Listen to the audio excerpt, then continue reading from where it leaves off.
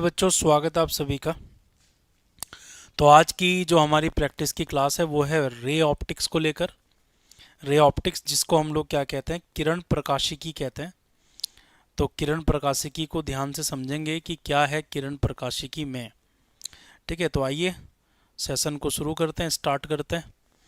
तो देखिए, सबसे पहला जो सवाल है वो बहुत बेसिक क्वेश्चन है और सवाल में बोला गया है कि प्रकाश की एक किरण समतल दर्पण पर अभिलंबवत आपतित होती है। अभिलंबवत का मतलब है नॉर्मली गिरती है, तो परावर्तन कोण कितना होगा। तो आपको ये जानकारी होनी चाहिए सभी लोगों को कि जब हम परपेंडिकुलरली बात करते हैं, तो जब हम बात करेंगे जैसे कोई ये दर्पण है, कोई मिरर है, ठीक है, ये कोई मिरर है और इस पर कोई प्रकाश की किरण क्या है, अभिलंबवत आपतित होती है, यानी कि परपेंडिकुलरली जो है गिरती है नीचे की तरफ। ठीक है, ऐसे जो है नीचे की तरफ गिरती है। तो क्या होता है कि परपेंडिकुलर गिरने से जिस डायरेक्शन से वो गिर रही है, ठीक है, वैसे ही वो वापस लौट कर चली जाएगी। तो इस कंडीशन में नॉर्मल के अलोंग आया, नॉर्मल के अलोंग चला गया, तो यहाँ पर आई की वैल्यू जो है 0 थी। ठीक है, आई इस केस में क्या था, 0 डिग्री था आपका, तो आर भी आपका क्या होगा, 0 डिग्री होगा। तो आई अगर 0 है, ठीक है, तो आर भी क्या होगा आपका, आर भी आपका 0 रहने वाला है। तो क्वेश्चन का आंसर देखिए क्या होने वाला है कि हम ये कहेंगे कि अगर आई 0 है तो आर भी क्या होगा, 0 होगा। एंगल ऑफ रिफ्लेक्शन भी क्या होगा, 0 होगा। ठीक है, चलिए तो क्वेश्चन में आगे बढ़ते हैं, अगला अगला सवाल करते हैं। कह रहा है कि जब प्रकाश तरंग हवा से कांच के अंतरपृष्ठ पर परावर्तित होती है तो परावर्तित तरंग के कला में कितना परिवर्तन होता है।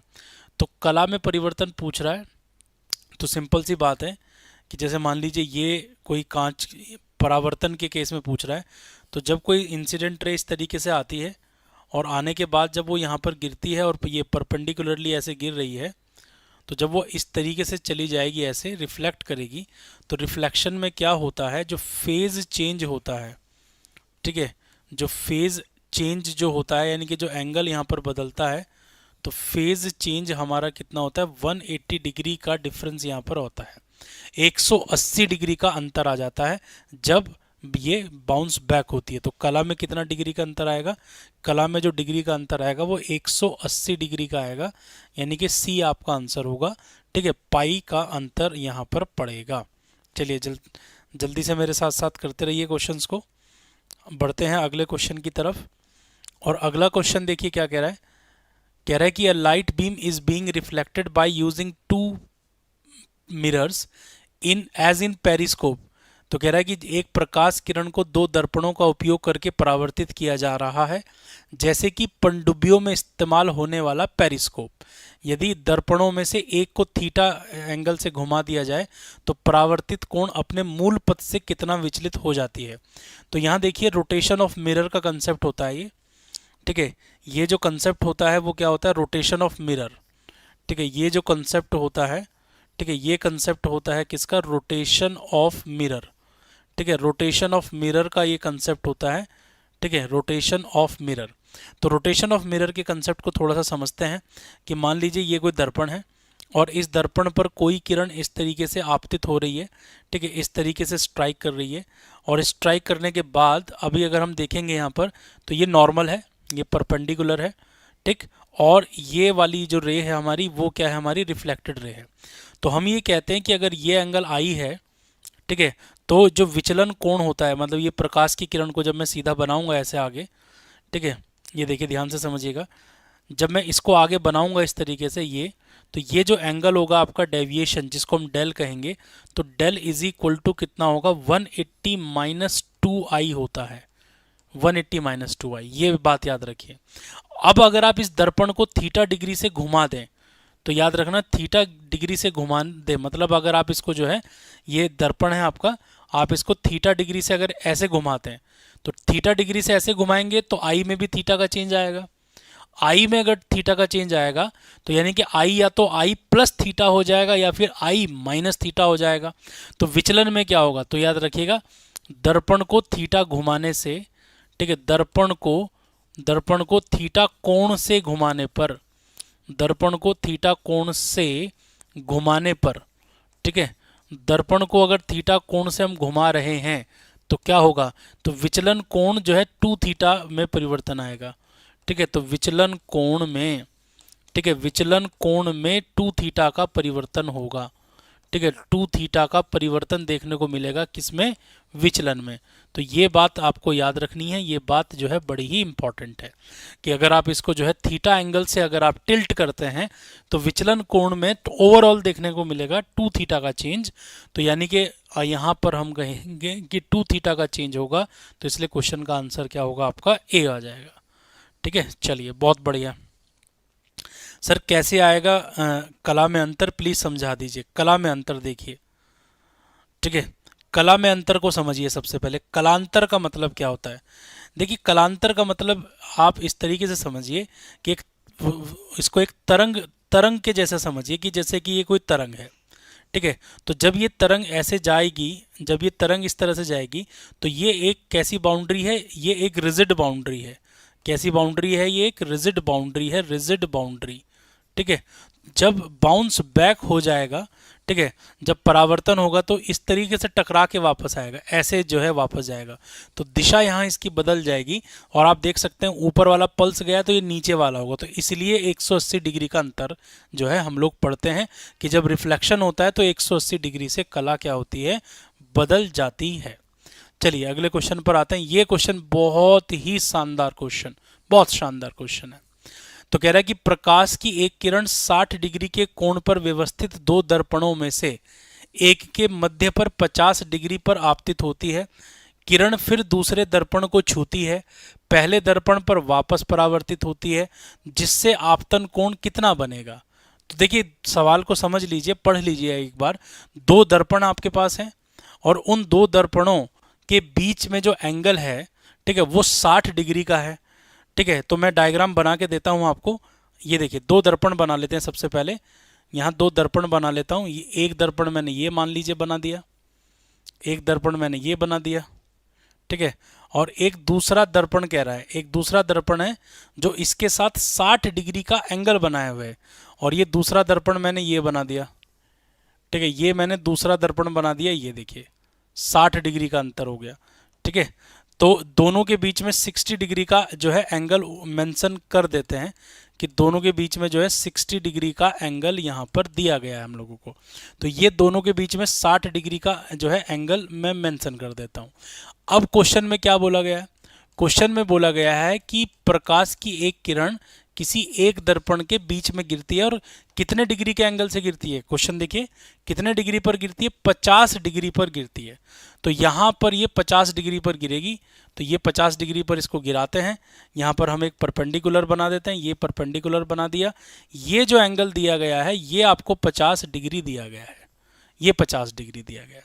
उसके बाद की घटना क्या होती है, उसके बाद की घटना ये होती है कि प्रकाश की किरण इस तरह से जाती है, जाने के बाद मैं बनाता हूं डायग्राम, जाने के बाद वो ऐसे टकराती है, जाने के बाद वो इस तरह से टकराएगी, ऐसे ऐसे वो टकराएगी। तो 50 है तो 50 पे इस तरह से टकराएगी। टकराने के बाद वो यहाँ से फिर से रिफ्लेक्ट करेगी, फिर से यहाँ पर रिफ्लेक्शन होगा। तो फिर से जब ये रिफ्लेक्शन होगा इस तरह से, फिर से रिफ्लेक्शन होगा तो फिर ये वापस यहाँ टकराएगी। तो आपसे जो पूछा जा रहा है, आपसे ये पूछा जा रहा है कि इस जगह पर, यहाँ पर ये वाला आपतन कोण क्या होगा, इस आई की वैल्यू आपसे पूछी जा रही है। पूरा का पूरा सीन आपके सामने क्लियर है।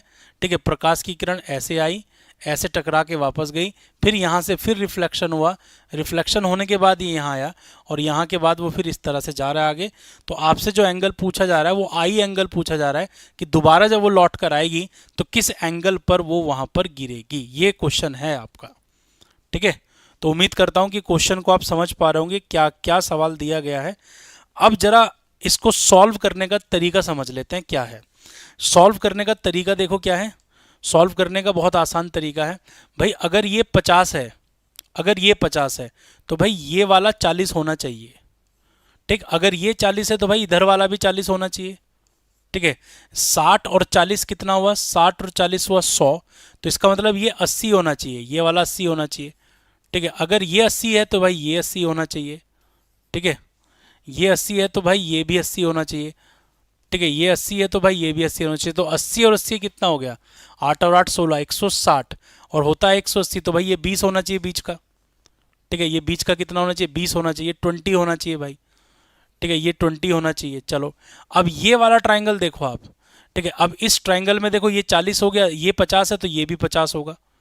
ठीक है, तो इस वाले ट्राइंगल में देखो 50 और 50 100, 50 और 50 कितना हो गया 100 और 40 140, 140 और 20 कितना हो गया 160, 160 हुआ तो भाई ये 20 होना चाहिए। भाई अगर ये 20 है तो ये 90 होता है, तो भाई ये 70 होना चाहिए। ये कितना होना चाहिए भाई, 70 डिग्री होना चाहिए।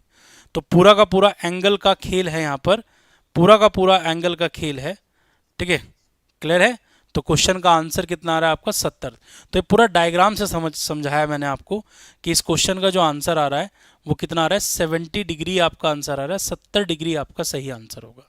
70 degree is the right option. चलो ये पूरी व्यवस्था देख लो आप, किस तरह की व्यवस्था थी, और उस व्यवस्था से ही हमने इस क्वेश्चन को किया है। क्वेश्चन देखिए अगला, कह रहा है कि फोकस दूरी f वाला एक उत्तल दर्पण वस्तु का 1/n गुना प्रतिबिंब बनाता है, तो दर्पण से वस्तु की दूरी क्या होगी। तो क्या बना रहा है देखिए, उत्तल दर्पण है और 1/n गुना प्रतिबिंब बना रहा है। उत्तल दर्पण है तो यानी कि वास्तविक प्रतिबिंब बना रहा होगा, तो m क्या होगा, -1/n हो जाएगा। 1/n गुना प्रतिबिंब बना रहा है। ठीक है, क्योंकि वो उत्तल दर्पण है। ठीक है, नहीं दर्पण कौन सा है, उत्तल, आभासी प्रतिबिंब बना रहा होगा। ठीक है, उत्तल दर्पण है तो आभासी, तो प्लस हो जाएगा यहाँ पर। ठीक है, आभास, देखो जब जब आपकी इमेज जो है आभासी हो तो प्लस यूज करना है, वास्तविक हो तो माइनस यूज करना है। अब हमें ये पता होना चाहिए कि जो m इज इक्वल टू होता है वो होता है f/f-u। ये फॉर्मूला यहाँ पर हम लोग यूज करेंगे। तो m की जगह पर मैं 1/n रखूंगा।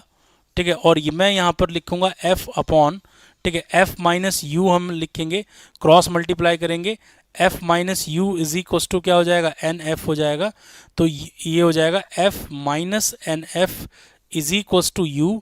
ठीक है, तो u इज इक्वल टू क्या हो जाएगा बताइए जल्दी से, तो u इज इक्वल टू हो जाएगा 1 - n इंटू एफ।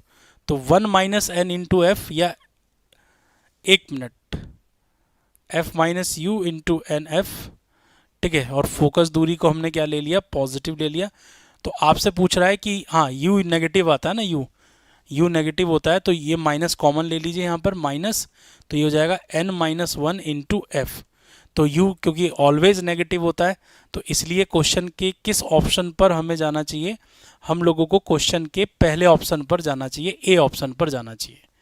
ठीक है, n-1, बी ऑप्शन पर जाना चाहिए नहीं, दर्पण से वस्तु की दूरी पूछ रहा है ना, u की वैल्यू पूछ रहा है ना, u की वैल्यू पूछ रहा है। तो इसको मैं इधर लाया, उसको उधर ले गया।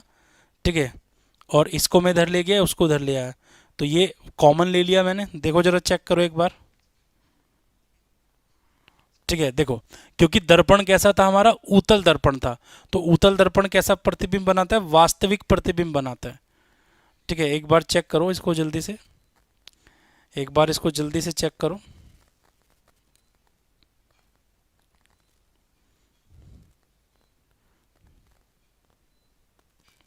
देखो अब सिंपल सी बात ये थी, हमारे पास जो दर्पण था वो कैसा था, उत्तल दर्पण था। ठीक है, ये था हमारा कौन सा दर्पण, उत्तल दर्पण था। तो उत्तल दर्पण क्या करता है, उत्तल दर्पण वस्तु से छोटा प्रतिबिंब बनाता है। तो मान लीजिए वस्तु हमारी यहाँ पर थी और प्रतिबिंब जो बनता है वो हमेशा यहाँ बनता है। ठीक है, तो हाइट ऑफ इमेज जो उसने हमें दे रखी है वो 1/n गुना दे रखी है, किसका, h1 का। तो यानी कि सिंपल है, h2/h1 की जो वैल्यू है वो 1/n दे रखी है, और यही है हमारा मैग्नीफिकेशन m। तो m की जो वैल्यू है वो कितनी है, 1/n दे रखी है ऐसे। अब दर्पण के लिए हम लोग यूज करते हैं, देखो मैं आपको डिटेल में बता देता हूँ। दर्पण के लिए यूज करते हैं 1/f is equal to 1/v plus 1/u हम लोग यूज करते हैं। ठीक है, और इस ये जो m होता है, ये जो m होता है वो क्या होता है, ये m जो होता है वो -v/u होता है। ये जो m होता है वो क्या होता है, -v/u। तो अगर मैं यहाँ v/u इंट्रोड्यूस करता हूँ, ठीक है, तो कुल मिला के मैं जो है यहाँ पर m लेके आना चाह रहा हूँ, तो मुझे v को हटाना है, तो v से मल्टीप्लाई कर देता हूँ, u से मल्टीप्लाई कर देता हूँ, तो u/f, ठीक है, ये हो जाएगा u/v। ठीक है, और प्लस कितना हो जाएगा यहाँ पर 1 हो जाएगा। ठीक है, तो ये जो u/v है, तो इसकी जगह पर मैं क्या रख सकता हूँ, तो u/f, ठीक है, इसकी जगह पे मैं -1/m रख दूंगा, ठीक है, प्लस का 1, ठीक है। तो अब हमने इसको इधर पलटी किया, ठीक है, तो 1/m इज इक्वस टू कितना हो गया, 1 - u/f। तो ये जो फॉर्मूला मैंने अभी लिखा था ना, तो ये फॉर्मूला यहाँ से बनता है, ठीक है, m is equals to f/f - u। ये यहाँ से ये फॉर्मूला जो है तैयार किया जाता है, इस वाले कंसेप्ट से तैयार किया जाता है, ठीक है। तो आप मुझे बताएंगे, ठीक है, इस वाले कंसेप्ट से हम लोग इसको जो है तैयार करते हैं। तो हमने यहाँ ये देखा कि भाई वो m की जो वैल्यू है वो 1/m रख दी हमने, क्योंकि u नेगेटिव में होता है, तो नेगेटिव में होता है तो इसलिए हम लोगों ने वहाँ माइनस को कॉमन लिया हुआ है। तो माइनस को कॉमन लेने के बाद जो हमें बचेगा वो ये बचेगा n-1 इंटू एफ, क्योंकि u क्या होता है, नेगेटिव में होता है, नेगेटिव को इग्नोर करना है हम लोगों को, ठीक है, नेगेटिव को हम इग्नोर करते हुए चलेंगे। चलो अगले क्वेश्चन पर आ जाओ। क्वेश्चन नंबर 6 देखिए क्या कह रहा है। क्वेश्चन नंबर 6 बनाइए फटाफट एक बार, क्वेश्चन नंबर 6 बना दीजिए एक बार, क्वेश्चन नंबर 6 बनाइए फटाफट। क्वेश्चन नंबर 6 में कह रहा है कि 5 सेंटीमीटर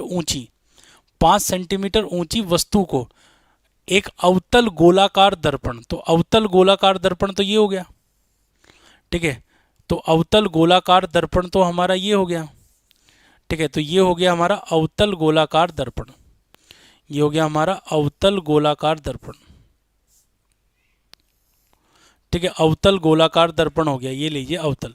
तो अवतल दर्पण के लिए फोकस कहाँ पर होता है, यहाँ होता है। तो इसके लिए फोकस दूरी क्या होती है, इसके लिए फोकस दूरी नेगेटिव हम लोग लेते हैं, ठीक है।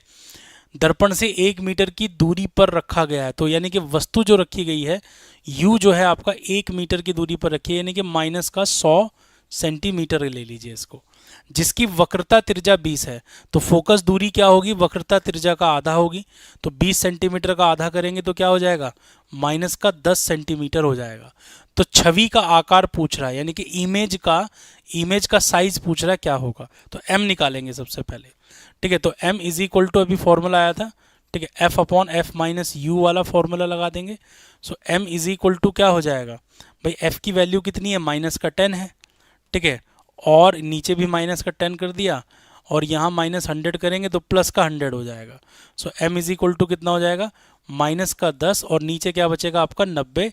तो ये यानी कि -1/9 आएगा, कितना आएगा, -1/9।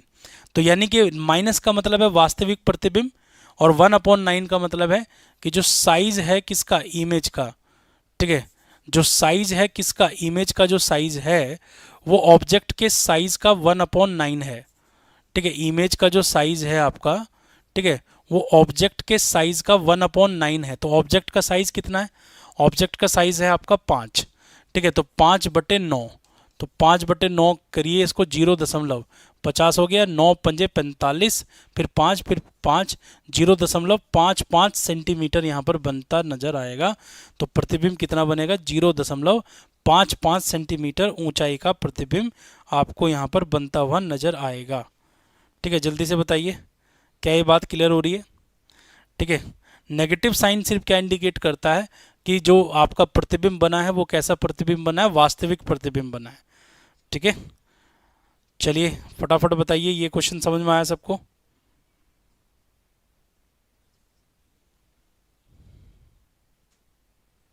एंड टाइम होगा तब भी ऐसे ही करना है आपको, ठीक है। चलो 5b है क्या, वो 5 सेंटीमीटर दे रखा है ना, ऊंचा है, तो 5 सेंटीमीटर ऊंचा है तो उसको वो 1/9 गुना हो जाएगा ना 5 का। चलो अगले क्वेश्चन पर आ जाओ। अगला क्वेश्चन देखिए क्या कह रहा है, अवतल दर्पण प्रयोग में किसी वस्तु को फोकस से x1 दूरी पर रखा जाता है तथा प्रतिबिंब फोकस से x2 दूरी पर बनता है, तो दर्पण की फोकस दूरी क्या होगी। देखो ध्यान से समझो, ये फॉर्मूला न्यूटन ने दिया था, ठीक है, और न्यूटन ने क्या फॉर्मूला दिया था कि मान लीजिए आपके पास कोई दर्पण है, ये कोई दर्पण है, और ये दर्पण की मुख्य अक्ष बना लेते हैं, ठीक है, ये दर्पण की जो है मुख्य अक्ष बना देते हैं, ये दर्पण की मुख्य अक्ष हो जाएगी, ठीक है, ये दर्पण की मुख्य अक्ष हो जाएगी। यहाँ पर ये जो है हमारा पोल हो जाएगा, ठीक है, ये हमारा जो है फोकस हो जाएगा, ठीक है। अब देखो अगर मान लीजिए ये वस्तु यहाँ पर है और इसका प्रतिबिंब यहाँ पर बन रहा है, तो वस्तु की फोकस से दूरी अगर x1 है, पोल से नहीं, और प्रतिबिंब की दूरी कितनी है, x2 है। तो न्यूटन ने सीधा सीधा फॉर्मूला बताया था कि F square is equal to जो होता है वो x1 इंटू एक्स होता है। ठीक है, F square is equal to क्या होता है, x1 x2 होता है। तो यानी कि फोकल लेंथ जो होती है वो अंडर द रूट क्या होती है, x1 x2 होती है। इसे न्यूटन सूत्र कहा जाता है, न्यूटन फॉर्मूला। ठीक है, न्यूटन का सूत्र कहा जाता है इसको, न्यूटन का सूत्र का कहते हैं हम लोग इसे, न्यूटन्स फॉर्मूला इसको कहा जाता है। क्या कहा जाता है इसको, न्यूटन्स फॉर्मूला कहा जाता है। ठीक है, तो क्वेश्चन का आंसर सीधे सीधे मिल रहा है आपको। तो सीधे सीधे क्वेश्चन का आंसर क्या मिल रहा है, root under the root x1 x2। याद रखना x1 क्या है, वस्तु की दूरी है फोकस से, और x2 क्या है, वस्तु की दूरी है कहाँ से, फोकस से। क्लियर है, बिल्कुल क्लियर है। चलिए आगे बढ़ते हैं फटाफट, अगले क्वेश्चन पर आते हैं। न्यूटन ने भी कुछ नहीं छोड़ रखा भाई। कह रहा है कि अवतल दर्पण की फोकस लंबाई कितनी है, f है अवतल दर्पण की। एक अवतल दर्पण बोला है, उसकी फोकस लंबाई f है, और वस्तु से मुख्य फोकस की दूरी x है। वस्तु से मुख्य फोकस की दूरी x है। तो कह रहा है कि प्रतिबिंब के आकार और वस्तु के आकार का अनुपात बताइए। तो यानी कि मैग्निफिकेशन बताना है आपको। क्या बताना है, मैग्निफिकेशन बताना है। सवाल क्या है, एक अवतल दर्पण है, तो एक अवतल दर्पण बना लो सबसे पहले। ये लो एक अवतल दर्पण बना लिया। ठीक है, इस अवतल दर्पण में एक मुख्य लाइन खींच दो, ये एक मुख्य लाइन खींच दी, ये लो। ठीक है, ये अवतल दर्पण में हमने एक मुख्य लाइन खींच दी। यहाँ पर जो है हमारा पोल हो गया। ठीक है, ये हमारा जो है फोकस हो गया, ये पोल हो गया, ये फोकस हो गया। अब क्या कह रहा है, अवतल दर्पण की फोकस लंबाई f है, वस्तु से मुख्य फोकस की दूरी x है, वस्तु से। ठीक है, तो वस्तु हमारी यहाँ पर होगी, और ये दूरी हमें कितनी दे रखी है, x दे रखी है। तो भाई ये वाली पूरी दूरी तो क्या हो जाएगी, ये तो x प्लस एफ हो जाएगी ना। ये पूरी की पूरी दूरी क्या हो जाएगी, x प्लस एफ। यानी कि u की जो वैल्यू है वो कितनी है, x प्लस एफ है। तो आपसे पूछ रहा है कि बताइए कि m कितना होगा। तो m इज इक्वल टू क्या होता है, m इज इक्वल टू होता है f upon F minus you होता है। ठीक है, तो u की वैल्यू जैसे ही मैं इसके अंदर डालूंगा, जैसे ही मैं यहाँ पे u की वैल्यू सब्स्टिट्यूट करूंगा नेगेटिव के साथ, ठीक है, तो आप देखिएगा क्या होने वाला है। तो ये हो जाएगा f अपॉन, ठीक है, और u की जगह पर मैं रखूंगा x प्लस एफ। ठीक है, तो जब मैं इसको सॉल्व करूंगा कट जाएगा, तो माइनस एफ अपॉन एक्स यहाँ पर बनेगा। तो माइनस साइन ये इंडिकेट करता है, माइनस साइन क्या इंडिकेट करता है कि इमेज कैसी होगी, इमेज कैसी होगी, रियल होगी, यानी कि वास्तविक होगी। ठीक है, तो कुल मिला के आप सीधे सीधे जवाब पे जा सकते हैं। आप सिर्फ आपसे हाइट का रेशियो पूछा था, तो बी आपके क्वेश्चन का सही आंसर होगा, B is the right answer. ठीक है, तो क्वेश्चन का आंसर क्या आ रहा है, जल्दी बताइए मुझे। क्वेश्चन का आंसर आपका क्या निकल के आ रहा है, क्वेश्चन का आंसर निकल के आ रहा है एफ अपॉन एक्स निकल के आ रहा है। ठीक है, चलो भाई। कह रहे कि सर जी ये तो लैंग्वेज से खेला हो रहा है, तो क्या करें बताओ। कह रहा है कि पेपर में फिजिक्स बिल्कुल अलग लगती है। देखो पेपर में अलग नहीं लगती, हम फिजिक्स को समय नहीं देना चाहते, है ना। हम लोग जो है क्या क्या कहना चाह रहे हैं हम आपसे, हम ये कहना चाह रहे हैं कि आप फिजिक्स के को समय नहीं दे पा रहे हैं। अगर आप प्रॉपर समय दें फिजिक्स को, मैं अब देखो अब तो समय नहीं है, अब तो जो है आपके एग्ज़ाम बहुत नज़दीक आ गया, भर्ती आ गई है। लेकिन अगर जिन लोगों ने भी फिजिक्स से पार पाई है, जिन लोगों ने फिजिक्स में नंबर लेके आए हैं, जो 15 16 17 नंबर तक पहुंचे हैं, तो वास्तविकता यही है जब आप इसको समय देंगे तब फिजिक्स जो है जो आपको आने लगेगी। समय मांगता है ये सब्जेक्ट, ठीक है, ये टाइम टेकिंग सब्जेक्ट है। तो क्वेश्चन देखिए, अगला क्वेश्चन क्या कह रहा है। ठीक है, अगला सवाल देखिए क्या कह रहा है। एक लड़का दर्पण से 30 सेंटीमीटर की दूरी पर सीधे सामने खड़ा है। ठीक है, वह अपना सीधा प्रतिबिंब देखता है। अब यहाँ ध्यान रखिए, सीधा प्रतिबिंब देखता है। सीधा प्रतिबिंब हमेशा आभासी होता है, जिसकी ऊंचाई उसकी वास्तविक ऊंचाई का 1/5 है। वह किस दर्पण का उपयोग कर रहा है। तो देखिए हमेशा याद रखिएगा कि जो आपका, ठीक है, जो आपका अवतल दर्पण है, ठीक है, ध्यान से समझो, ठीक है, देखो ध्यान से समझो, ये जो हमारा अवतल दर्पण है, ठीक है, अवतल दर्पण, तो अवतल दर्पण एक स्थिति को छोड़कर, ठीक है, एक दर्पण जो है जो अवतल दर्पण है वो एक स्थिति को छोड़कर बाकी सब में क्या बनाता है, वास्तविक प्रतिबिंब बनाता है। ठीक है, तो केवल एक स्थिति में याद रखिएगा, केवल एक स्थिति में ठीक है आभासी प्रतिबिंब बनाता है। केवल एक स्थिति में आभासी आभासी प्रतिबिंब बनाता है और वस्तु से बड़ा बनाता है। आभासी प्रतिबिंब बनाता है, आभासी प्रतिबिंब बनाता है और वस्तु से बड़ा बनाता है। ठीक है, और वस्तु से बड़ा बनाता है। ठीक है, तो ये तो हो नहीं सकता। ठीक है, ये तो इसका आंसर हो नहीं सकता भाई साहब। क्यों नहीं हो सकता इसका आंसर? क्योंकि भाई वो ये कह रहा है कि वास्तविक ऊंचाई का 1/5 बनाता है। तो जो हमारा कॉन्वेक्स मिरर होता है, कॉन्वेक्स मिरर, ये कॉन्वेक्स मिरर हो गया। तो कॉन्वेक्स मिरर क्या करता है, सदैव, ठीक है, सदैव वस्तु से छोटा प्रतिबिंब बनाता है। ये क्या बनाता है, सदैव वस्तु से छोटा आभासी प्रतिबिंब, सदैव वस्तु से छोटा आभासी प्रतिबिंब बनाता है। ठीक है, तो अब ऑप्शन देखिएगा। ठीक है, ऑप्शन देखिएगा। पहला कह रहा है प्लेन मिरर नहीं हो सकता, कॉन्वेक्स होता है, बिल्कुल कॉन्वेक्स होगा। कॉनकेव इसलिए नहीं हो सकता क्योंकि वो अगर आभासी बनाता और बड़ा बनाता तब तो हम ये कहते। तो इसलिए हम किस पे जाएंगे, हम कॉन्वेक्स मिरर पे जाएंगे कि उत्तल दर्पण ही संभव है वहां पर, क्योंकि वही वस्तु से क्या है, ठीक है, वही वस्तु से जो है छोटा प्रतिबिंब बनाता है। एक बच्चे ने एक बहुत अच्छा सवाल किया है, एफ नेगेटिव क्यों नहीं लिया? देखिए जब आप फॉर्मूला देखो, मैंने यहाँ यू को भी नेगेटिव नहीं लिया था, मैंने यहाँ यू को भी नेगेटिव नहीं लिया। यहाँ देखो मैंने यहाँ यू को भी नेगेटिव नहीं लिया, जो इसकी वैल्यू थी ना एक्स प्लस एफ, वही उठा के मैंने यहाँ डाल दी है। जब तक हमें न्यूमेरिकल वैल्यू ना दी जाए तब तक हम इनके साइन नहीं रखते हैं, ये बात ध्यान में रखना। ठीक है, ऑप्टिक्स का ये नियम होता है, किसी भी फॉर्मूले में चिन्ह आप तब रखोगे जब आपको वैल्यू दे रखी होगी। ठीक है, मैंने सिर्फ u की जगह पर क्या कर दिया, x प्लस एफ। मैं चाहता तो u को नेगेटिव रखता, अगर मैं u को नेगेटिव रखूंगा तो मुझे फिर f को भी नेगेटिव रखना पड़ेगा, बात वही पड़ेगी। ठीक है, तो ये इसको नेगेटिव रखोगे तो प्लस हो जाएगा, ये वाला माइनस हो जाएगा, ऊपर माइनस आ जाएगा। ठीक है, समझ रहे हो? चलिए अगले क्वेश्चन पर आ जाइए। अवतल दर्पण की वक्रता त्रिज्या, अवतल दर्पण कह रहा है, अवतल दर्पण की वक्रता त्रिज्या। तो अवतल दर्पण यानी कि कॉनकेव मिरर। ठीक है, अवतल दर्पण का मतलब क्या हुआ, अवतल दर्पण का मतलब हुआ कॉनकेव मिरर। ठीक है, अवतल दर्पण का मतलब कॉनकेव मिरर हो गया, ये कॉनकेव हो गया, चलो ठीक है जी।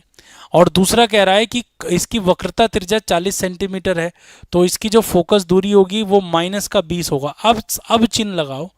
ठीक है, तथा प्रतिबिंब का आकार वस्तु के आकार का 2 गुना है, प्रतिबिंब का आकार वस्तु के आकार का 2 गुना।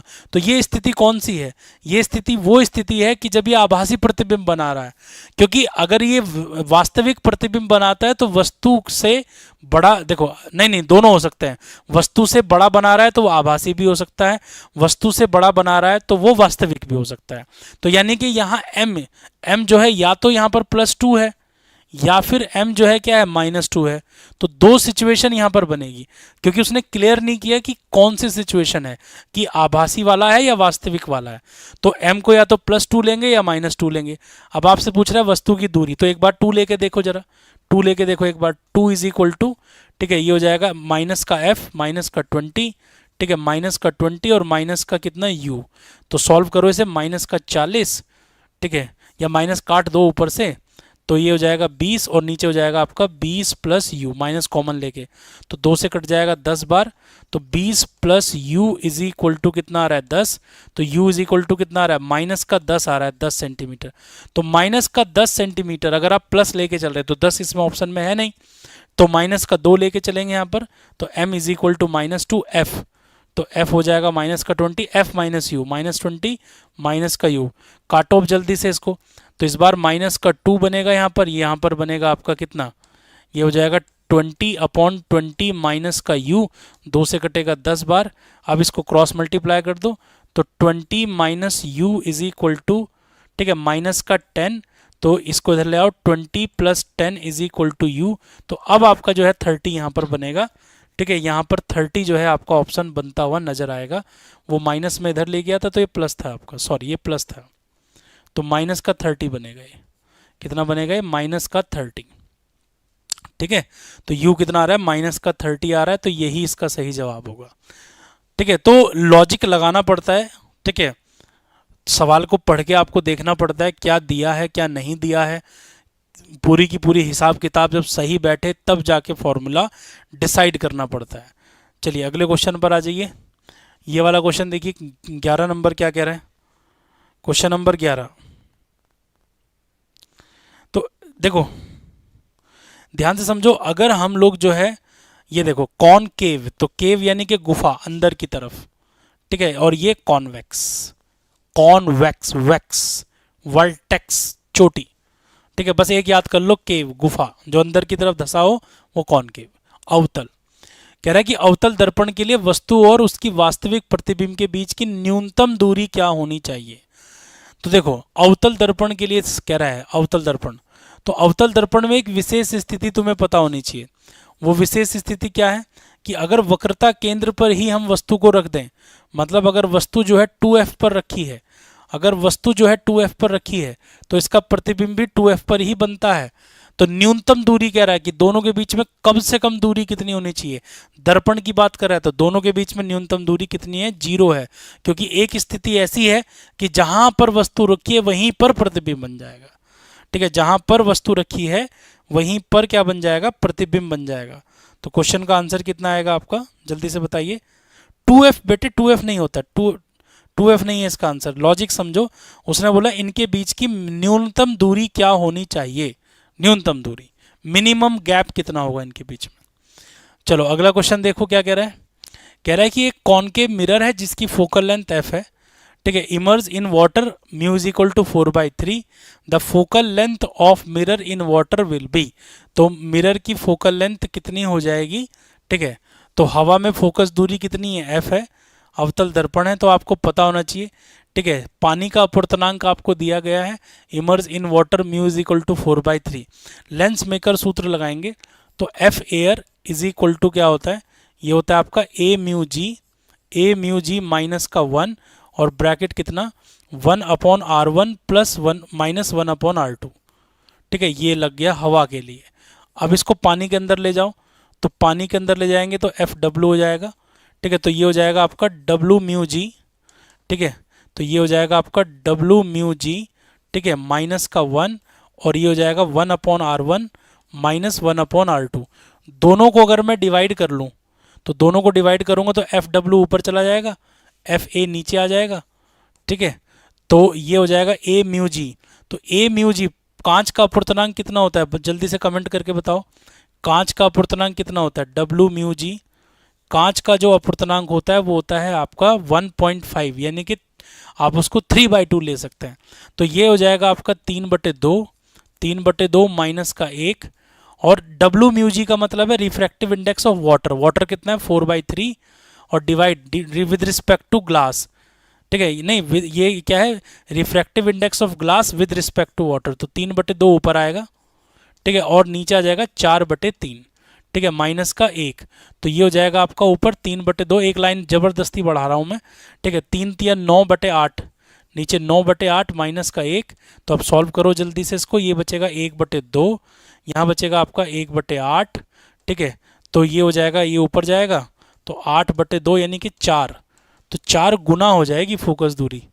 ठीक है, 4 गुना तो हमारी आई नहीं रही, 4 गुना तो हमारी आ ही नहीं। अच्छा कहाँ गलती करिए, रुक जाओ 1 मिनट, गलती कहाँ करिए, रुक जाओ 1 मिनट, यहाँ गलती लग रही है मुझे कुछ, मुझे यहाँ गलती लग रही है। ये ए म्यू जी -1 और यह है refractive index of glass with respect to water, ठीक है, माइनस का 1, तो ए मैंने यहाँ लगा दिया।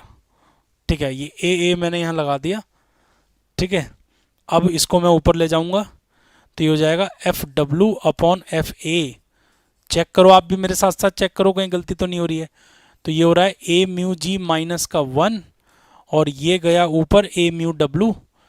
ठीक है, ए म्यू डब्ल्यू ऊपर गया और नीचे क्या बचा आपका ए म्यू जी माइनस ए म्यू डब्ल्यू। ये फॉर्मूला मुझे यूज़ करना है। तो मुझे पता है कांच का अपवर्तनांक हो गया 3/2 माइनस का 1 और पानी का दे दिया उसने मुझे कितना 4/3 ठीक है, ये हो जाएगा मेरा 3/2 माइनस कितना 4/3। इसको सॉल्व करो जल्दी से।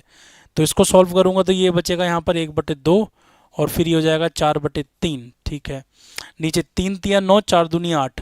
तो कितना बचा 1 और नीचे बचा 3×2 = 6। 4 ही आ रहा है भाई, 4F ही आएगा भाई।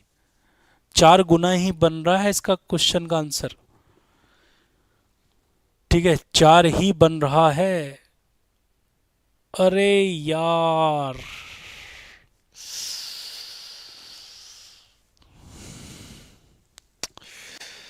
अरे यार, क्या दिमाग कहाँ चला गया।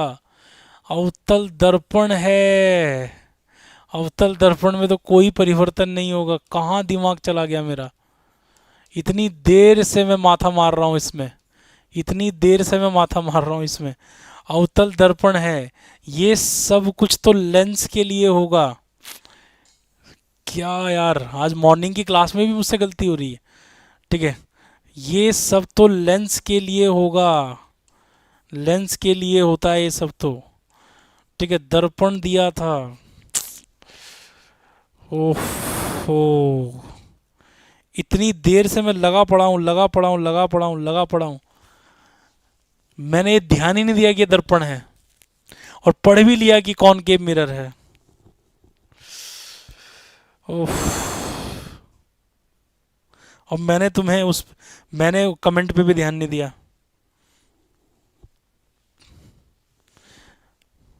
तो ये सब लेंस के लिए होता है, ये खत्म, कोई परिवर्तन नहीं होगा अभी यार। छोटा सा सवाल देखो, कभी कभी क्या होता है कि हम एक शब्द गलत पढ़ने से, या पढ़ लिया दिमाग में नहीं आया, कितना बड़ा प्रॉब्लम हो जाता है। ठीक है,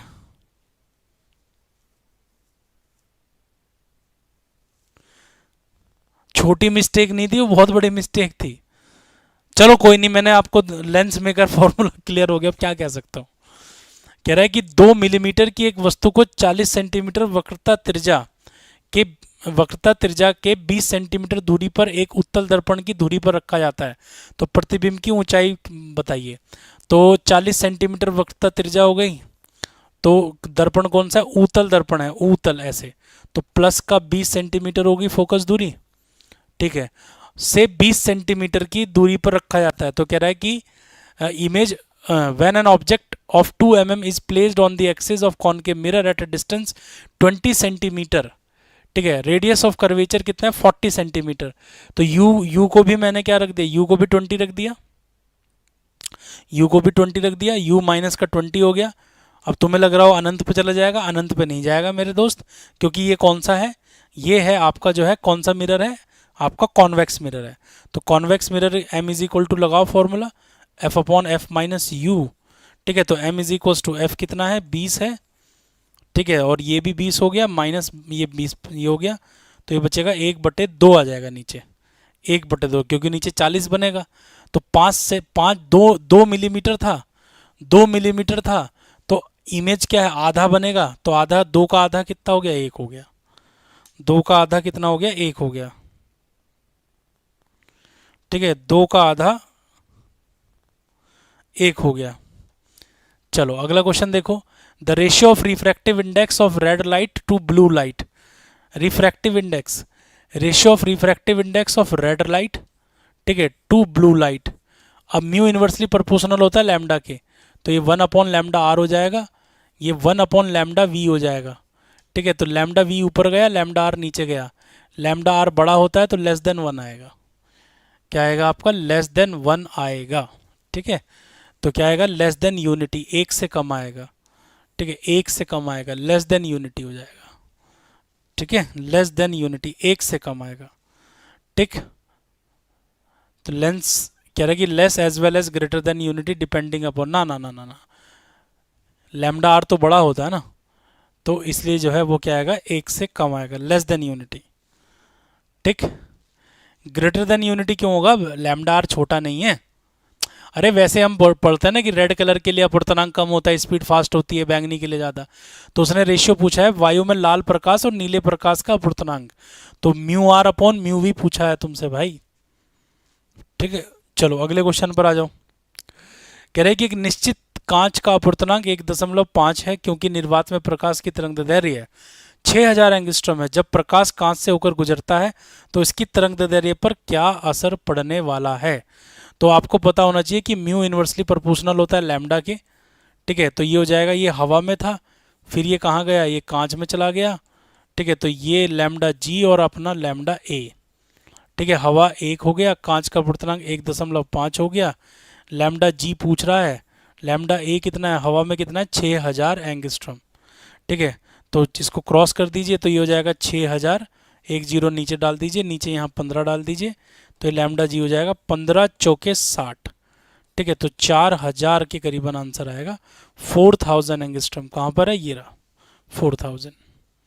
ठीक है, 4000 एंगस्ट्रॉम आएगा। चलो अगले क्वेश्चन पर आ जाओ। कह रहा है कि 21 सेंटीमीटर ऊंचे एक बर्तन में कितना पानी भर दिया जाए ताकि बर्तन के ऊपर से देखने पर वह आधा भरा हुआ दिखाई दे। ठीक है, क्या है, आधा भरा हुआ दिखाई दे। चलिए करिए क्वेश्चन को। How much water should be filled in a container 21 centimetre in height. Total container की हाइट कितनी है, 21 सेंटीमीटर है। तो कह रहा है कि so that it appear half filled when viewed from the top of the container. बहुत अच्छा सवाल है, बहुत प्यारा सवाल है, जल्दी से बनाइए फटाफट। ठीक है, जल्दी से फटाफट बनाइए क्वेश्चन का। ठीक है, 21 सेंटीमीटर जो है आपका वो है। तो एपरेंट डेप्थ कितनी होनी चाहिए आपकी, एपरेंट डेप्थ होनी चाहिए आपकी जो है आधा भरा हुआ दिखाई देना चाहिए आपको। तो क्या क्या दिखाई देना चाहिए, आधा भरा हुआ दिखाई देना चाहिए। बताइए क्या आंसर आएगा क्वेश्चन का। तो कह रहे कि 21 सेंटीमीटर ऊंचे एक बर्तन में कितना पानी भरा जाना चाहिए, कितना पानी भरा जाना चाहिए ताकि बर्तन के ऊपर से देखने पर वो आधा भरा हुआ दिखाई दे। अच्छा, एक एक एक काम करो, अगर वो आधा भरा हुआ दिखाई देना चाहिए तो इसका मतलब क्या हुआ, इसका मतलब ये हुआ कि ये वाला जो हमारा डेप्थ है, ठीक है, तो ये जो हमारा एडी है अपरेंट डेप्थ, तो जो हमारा अपरेंट डेप्थ है, ठीक है, वो आधा होना चाहिए, 21 का आधा होना चाहिए, यानी कि 21/2 होना चाहिए, 21/2 सेंटीमीटर होना चाहिए।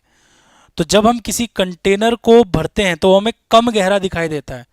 तो मैं इसको ज़्यादा, देखो अब ध्यान से समझो मेरी बात को, मैं इसको 21 सेंटीमीटर तक भरूं, मुझे ये दिख रहा है कितना, मैं ऊपर से जब देखूंगा तो मुझे इसका टॉप लेवल कहाँ तक दिख रहा है, 21 सेंटीमीटर तक दिख रहा है। तो जबकि मुझे दिखता कम है, ठीक है, मुझे मतलब दिखाई कम देता है, जब हम ऊपर से देखते हैं तो हमें ऐसा लगता है कि कम गहरा है, लेकिन वास्तव में वो ज़्यादा गहरा होता है। तो एक्चुअल डेप्थ मुझे नहीं पता कितनी होगी, तो मान लो एक्चुअल डेप्थ हमने इसको एच तक भरा, हमने कहाँ तक भरा, इसको एच तक भरा। ठीक है, तो क्या होना चाहिए, बर्तन के ऊपर देखने से वह आधा भरा हुआ दिखाई दे। तो कुल मिला के ये कह सकते हैं कि आधा भरा हुआ दिखाई दे जितना वो है। अब सवाल में देखो यहाँ फंसाने की कोशिश की गई है, आधा भरा हुआ दिखाई दे यानी कि 21 का आधा दिखाई दे, एक बार चेक कर लेते हैं, या फिर एच का आधा दिखाई दे। तो एडी जो कह रहा है, पहले 21 का आधा लेके चलते हैं, 21 का आधा लेके चलते हैं, तो हमें पता है कि apparent depth is equal to जो होता है वो रियल डेप्थ अपॉन म्यू होता है। ठीक है, तो एपरेंट डेप्थ कह रहा है कि 21 का आधा अगर कह रहा है, मान लो 21 का आधा कह रहा है, तो एच और म्यू कितना है हमारा, म्यू है 4/3। तो ये 4/3 ये इधर क्रॉस कर दो, तो ये 21/2 गुणा गया 4/3। ठीक है, ये हो जाएगा एच, 3 सते 21 और ये हो जाएगा 2, 7 दूनी 14। तो 14 सेंटीमीटर तक अगर मैं उसे भरूंगा तब जाके मुझे वो कम दिखाई देगा। अब 14 तो है नहीं कहीं पर भी ऑप्शन में। ठीक, अच्छा अगर वो एच का आधा कह रहा है तो इससे करके देख लेते हैं, क्या पता वो एच का आधा ही कह रहा हूँ। तो एच का आधा कह रहा होगा तो यानी कि ये h/2 हो गया। ठीक है, ये h हो गया और नीचे 4/3 हो गया। ठीक है, तो ये तो कुछ बनेगा ही नहीं यहाँ से, तो यही आना चाहिए भाई। 14 तो इसमें है ही नहीं ऑप्शन में, ना 8 है, 10.5 है, 12 है, तो इसलिए जाएगा आंसर कौन सा, नन ऑफ दी अबव। ठीक है, क्या आंसर जाएगा इसका, नन ऑफ दी अबव चला जाएगा। क्लियर है, बताइए फटाफट, क्लियर है क्वेश्चन। ठीक है जी, चलिए अगले क्वेश्चन पर आ जाइए। कह रहा है कि सूर्य से पृथ्वी तक प्रकाश को पहुंचने में 8 मिनट 20 सेकंड लगते हैं। यदि पूरा वायुमंडल पानी से भर दिया जाए तो प्रकाश को पहुंचने में कितना समय लगेगा। तो प्रकाश को पहुंचने में कितना समय लगेगा, तो अब समय बराबर क्या होता है, समय बराबर देखो दूरी तो उतनी रहेगी, समय बराबर होता है दूरी बटे चाल, दूरी बटे चाल, चाल v हो जाएगी। अब आपको पता है mu is equal to C upon V होता है, ठीक है। तो पहले कितना समय लगता है उसे, पहले वो दूरी बटे सी से आ रहा होता है, ठीक है। अब कितना समय लगेगा, तो दूरी तो डी रहेगी और v की जगह पे सी अपॉन म्यू कर देता हूँ, तो ये हो जाएगा डी अपॉन सी, इंटू कर दिया मैंने म्यू। तो ये तो वही पुराना समय आ गया। तो पुराना समय कितना है, 8 मिनट 20 सेकेंड, और म्यू कितना है 4/3। तो एक काम करो, 8 मिनट 20 सेकेंड को तोड़ो जल्दी से।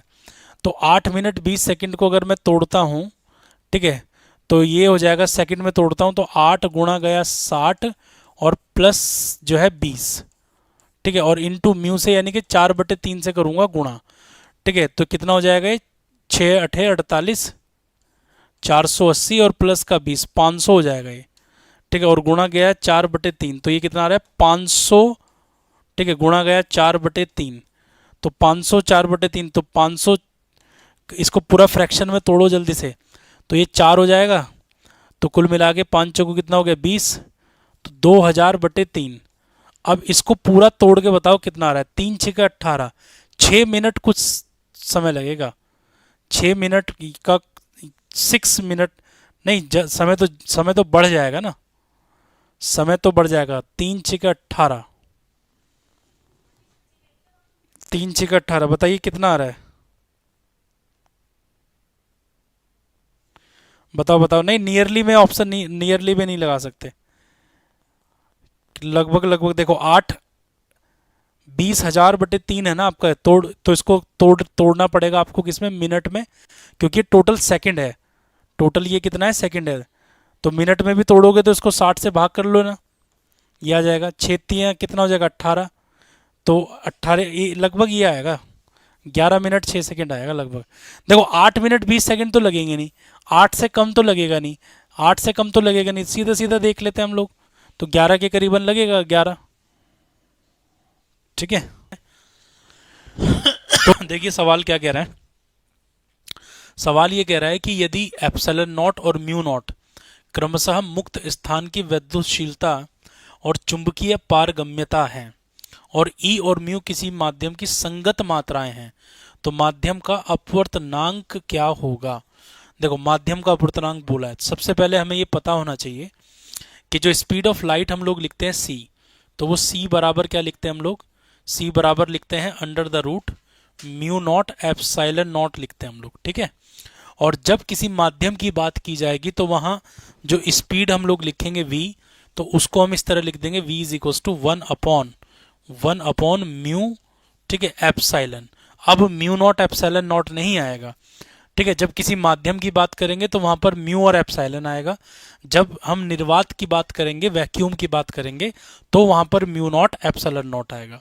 अब देखो जो रिफ्रैक्टिव इंडेक्स होता है, ठीक है, अपवर्तनांक जिसको हम लोग कहते हैं, ठीक है, अपवर्तनांक, तो अपवर्तनांक को हम n से भी डिनोट कर सकते हैं, तो n इज इक्वल टू जो होगा वो c/v होगा, ठीक है, अपवर्तनांक क्या होगा आपका c/v होगा।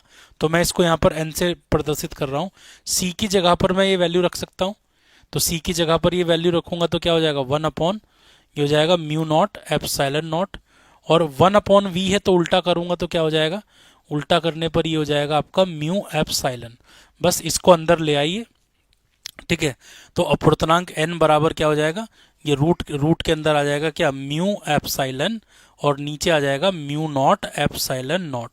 तो जल्दी से देख के बताइए मुझे कि आंसर क्या आने वाला है इस क्वेश्चन का। ऊपर तो म्यू एप्सिलॉन और नीचे μ0 ε0, तो क्वेश्चन का जो आंसर बनेगा आपका वो कितना बनेगा, n बनेगा। काफी अच्छा क्वेश्चन था जो कि अपवर्तनांक को लेकर था, रिफ्रैक्टिव इंडेक्स को लेकर था, बहुत बढ़िया बहुत बढ़िया। चलो अगले क्वेश्चन पर आ जाओ जल्दी से।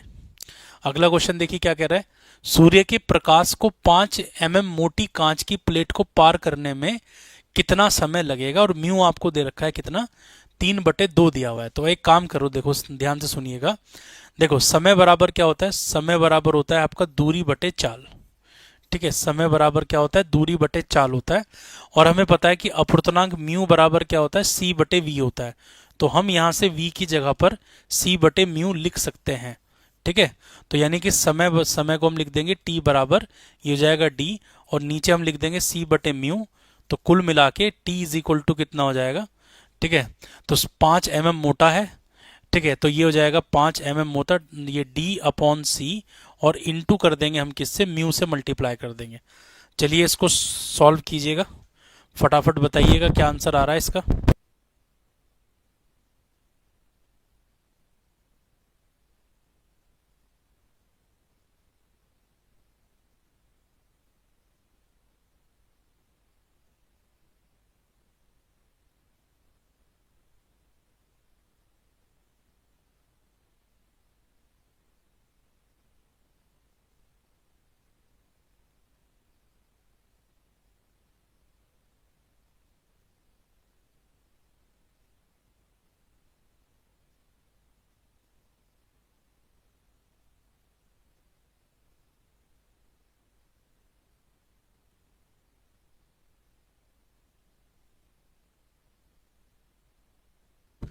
तो अब इसको सॉल्व कर लेते हैं फटाफट, ठीक है। तो इसको सॉल्व कैसे करेंगे जरा देखिए जरा एक बार, ठीक है। तो डी कितना है, 5 mm मोटाई है, 5 mm मोटाई है, तो डी की जगह हो जाएगा 5 mm, 5 इंटू 10⁻³ हो जाएगा। और सी जो है हमारा कितना है, सी है स्पीड ऑफ लाइट, तो यानी कि 3 इंटू 10⁸ कर दीजिए इसको, ठीक है। और म्यू आपको दे रखा है कितना, अपवर्तनांक 3/2 दे रखा है, 3/2, ठीक है। तो ये 3 से ये 3 कट जाएगा, ठीक है, 5/2 हो जाएगा आपका 2.5, 2.5 हो जाएगा। और ये पावर -3 है, ये ऊपर जाके क्या हो जाएगा, -11, ठीक है। तो इतना सेकंड उसको लगेगा, ठीक है, 2.5 गुणा 10⁻⁻11, ठीक है। अब ये इसको इधर खिसका लेना थोड़ा सा, तो 0.25, ठीक है। तो ये वाला बन जाएगा आपका 2.5, ये तो बनेगा नहीं, ठीक है, ये बन जाएगा, ए बन जाएगा आपका, क्योंकि आप डेसिमल को इधर खिसकाओगे तो वो पावर कितनी बन जाएगी आपकी, -10 बन जाएगी। तो ए आपका आंसर आ रहा होगा जी, बिल्कुल ठीक है, सबका सही आ रहा है, बहुत बढ़िया, खूबसूरत, बहुत खूबसूरत। अगले क्वेश्चन पर आ जाऊं, ये वाला क्वेश्चन बनाओ जल्दी से, चलो पढ़ो, मैं फुल स्क्रीन व्यू दे देता हूँ। देखो क्या लिखा है क्वेश्चन में, कह रहा है कि स्विमिंग पूल में खड़ा एक आदमी नीचे पड़े पत्थर को देख रहा है, ठीक है। भाई स्विमिंग पूल में खड़ा एक आदमी क्या कर रहा है, नीचे पत्थर को देख रहा है, ठीक है। स्विमिंग पूल की गहराई h है, पत्थर का प्रतिबिंब पानी की सतह से कितनी दूर पर बनता है, ठीक है। और दृष्टि रेखा सामान्य है, और पानी का अपवर्तनांक कितना दिया हुआ है, n दिया हुआ है। तो आपसे यहाँ कंसेप्ट किस चीज का पूछा जा रहा है, यहाँ से कंसेप्ट आपसे पूछा जा रहा है क्या, रियल डेप्थ और एपेरेंट डेप्थ का कंसेप्ट पूछा जा रहा है, कि रियल डेप्थ और एपेरेंट डेप्थ का कंसेप्ट जो है बताइए क्या होने वाला है। तो देखिए क्वेश्चन, देखिए कैसे करेंगे हम लोग। अब सिंपल सा क्वेश्चन हो जाएगा, ठीक है। सिंपल क्वेश्चन ये हो जाएगा कि जो आपका एपेरेंट डेप्थ होगा, ठीक है, वो होता है रियल डेप्थ अपॉन म्यू, ठीक है। तो एपेरेंट डेप्थ क्या होता है आपका, रियल डेप्थ अपॉन म्यू होता है, ठीक है। तो अब गहराई कितनी है, पानी की जो गहराई है वो h गहराई है, तो यहाँ से AD हम निकाल सकते हैं आराम से। तो AD जो निकालेंगे, ठीक है, तो वो h अपॉन म्यू हो जाएगा, लेकिन उसने अपवर्तनांक को n दिया है, तो ये हो जाएगा आपका h/n हो जाएगा, कितना हो जाएगा, h/n, ठीक है। तो क्वेश्चन का जवाब क्या होगा आपका, ए आ जाएगा, ठीक है, h/n। बहुत सिंपल सा क्वेश्चन था, ठीक है, बहुत सिंपल सा क्वेश्चन था, इसको याद रखना है, इसको भूलना नहीं है। तो क्वेश्चन का आंसर कितना आ रहा है, बी नहीं आएगा, ए आएगा, ठीक है। चलो अगले क्वेश्चन पर आ जाओ। तो ये कह रहा है कि प्रकाश की एक किरण किसी माध्यम की पृथक्करण सतह पर 45 डिग्री के कोण पर गिरती है, 45 डिग्री के कोण पर गिरती है, तथा माध्यम में 30 डिग्री के कोण पर अपवर्तित होती है। तो कह रहा है कि माध्यम में प्रकाश का वेग कितना होगा। तो सिंपल सी बात है, आई आपको कितना दिया है, ठीक है, आई आपको दिया है 45 डिग्री, 45 डिग्री दिया गया है, और अपवर्तन कोण जो आपको दिया गया है आर, वो आर कितना दिया गया है, 30 डिग्री दिया गया है, ये 30 डिग्री दे दिया गया है। तो आप सबसे पहले स्नेल्स का नियम लगाएंगे यहाँ पर। So mu is equal to आप यूज करेंगे sine I upon sine R. सबसे पहले अपवर्तनांक निकाल लेंगे स्नेल के नियम के द्वारा, ठीक है। तो यहाँ पर साइन 45 रखेंगे, तो साइन 45 कितना होगा, 1/√2 हो जाएगा। नीचे साइन 30, साइन 30 कितना होगा, 1/2 होगा, ये 2 ऊपर चला जाएगा आपका, √2 नीचे आ जाएगा। तो कुल मिला के म्यू की वैल्यू कितनी आएगी, √2 आ जाएगी। म्यू कितना आ जाएगा आपका, √2 आ जाएगा। अब आपको पता होना चाहिए म्यू इज इक्वल टू क्या होता है, C/V होता है। तो C/V इज इक्वल टू कितना हो गया, √2। तो ये हो जाएगा आपका v बराबर क्या होगा, c अपॉन रूट टू। तो c कितना है, 3 गुणा 10 की घात 8 और बटे कर देंगे रूट टू से, तो यानी कि ये हो जाएगा आपका 3 रूट टू। ठीक है भाई, रूट टू से मल्टीप्लाई डिवाइड करूंगा तो ये हो जाएगा 1.5। ठीक है, root two into 10 to the power 8। अब इसकी मल्टीप्लाई करके बताइए कितना आ रहा है, 1.5 इंटू रूट टू करके बताइए मुझे। ठीक है, ये कैलकुलेट कीजिए फटाफट, 1.5 को मल्टीप्लाई कीजिए 1.414 से मल्टीप्लाई करेंगे तो 2.12 के करीबन आएगा ये। ठीक है, ये आ रहा है 2.12 into 10 to the power 8 metre per second के करीबन आ रहा है। ठीक है, तो 2.12 कहाँ पर है, ये देखो, ये बी ऑप्शन आपका मैच कर जाएगा, 2.12 into 10 to the power 8 metre per second. ठीक है, क्लियर है? चलो जल्दी से ये बताइए मुझे, ये बात क्लियर है कि नहीं है? ठीक है, बी ऑप्शन सबका मैच कर रहा है, जी हाँ, बी ऑप्शन सबका मैच कर रहा है। चलिए कोई बात नहीं, हर भी रिकॉर्डेड देख लेना आप। क्वेश्चन नंबर 22 पर आइए। क्वेश्चन नंबर 22 देखिए क्या कह रहा है। कह रहा है कि प्रकाश की एक किरण पारदर्शी माध्यम से होकर गुजर रही है। ठीक है, तो प्रकाश की एक किरण है और वो एक पारदर्शी माध्यम से होकर गुजर रही है जिसके अपूर्णांक μ1 μ2 μ3 हैं और μ4 हैं। तो चित्र में दिखाया आपको गया है, डायग्राम में आपको दिखाया गया है, चित्र में इस तरह की फिगर आपको दिखाई गई है। तो आपसे पूछा गया है कि सभी माध्यमों की सतह समानांतर है यदि निर्गत किरण CD, जो निर्गत किरण है CD, वो AB के अगर समानांतर है तो कौन सी कंडीशन यहाँ पर होगी। तो ध्यान से देखिएगा, ये वाली जो प्रकाश की किरण है, ये वाली, ठीक है, वो इसके समानांतर है ऐसा बोला गया है, वो इसके पैरेलल है ऐसा कहा गया है। ठीक है, अगर वो इसके पैरेलल है तो हमेशा याद रखना जब भी ये कंडीशन फॉलो होगी, ठीक है, जब भी ये वाली किरण और ये वाली किरण जो है क्या होगी, एक दूसरे के पैरेलल होगी, तो ये वाला माध्यम और ये वाला माध्यम क्या होगा, एक जैसा होगा। कंसेप्ट याद कीजिए। ठीक है, जब ये दोनों एक दूसरे के पैरेलल होगा तो ये वाला माध्यम और ये वाला माध्यम क्या हो, एक जैसा होगा। तो अगर ये दोनों माध्यम एक जैसा होगा तो इसका मतलब μ1 और μ4 दोनों क्या होंगे, एक दूसरे के बराबर निकल के सामने आएंगे। ठीक है, μ1 और μ4 क्या होंगे, एक दूसरे के बराबर निकल के सामने आएंगे। तो μ1 की वैल्यू किसके इक्वल है, μ4 के इक्वल है। बहुत बेसिक अप्रोच पर यह सवाल पूछा गया था आपसे, बस आपको ये जानकारी होनी चाहिए कि अगर ये इंसिडेंट रे और फाइनल जो इमर्जेंट रे है, अगर वो दोनों एक दूसरे के पैरेलल हैं, समानांतर हैं, तो यानी कि इस माध्यम और इस माध्यम का अपूर्णांक क्या होगा, दोनों बराबर होंगे। ठीक, सबका सही आ गया आंसर, जल्दी बताओ। सबका आंसर डी आ गया, बहुत बढ़िया। ठीक है सर, आपको बेबी बुला रहा है। हाँ, बेबी नीचे खेल रहा है मैं क्लास ले रहा हूँ, बेबी खेल रहा है। चलो, हाँ, घर से ही पढ़ाते रहते हैं। जी हाँ, घर से ही पढ़ाते हैं। ये सवाल करो, मैं पूरा फुल स्क्रीन व्यू आपको दे देता हूँ। तो ये कह रहा है कि पानी के नीचे तैराक पानी की सतह से 12 मीटर की गहराई पर है। एक पक्षी पानी की सतह से 18 मीटर की ऊंचाई पर है जो सीधे उसकी आंखों के ऊपर है। तैराक को पानी पक्षी की सतह से कितनी दूर दिखाई देगा। ठीक है, तो ये बहुत सिंपल सा क्वेश्चन है, जल्दी से बताइएगा। तो पक्षी जो है 18 मीटर की ऊंचाई पर है। ठीक है, पक्षी क्या है, 18 मीटर की ऊंचाई पर है। तो आपसे बोला गया है कि तो फिर उसे कितना दिखाई देगा। तो ये फॉर्मूला याद कीजिएगा, पानी के अंदर से अगर देख रहे हैं देखो, ये दो फॉर्मूले याद कीजिएगा। पानी के बाहर से अगर देख रहे हैं, पानी के बाहर से अगर देख रहे हैं, तो पानी के बाहर से अगर आप देख रहे हो किसी चीज को, तो फॉर्मूला होता है H डैश बराबर H बटे म्यू। ठीक, पहली बात।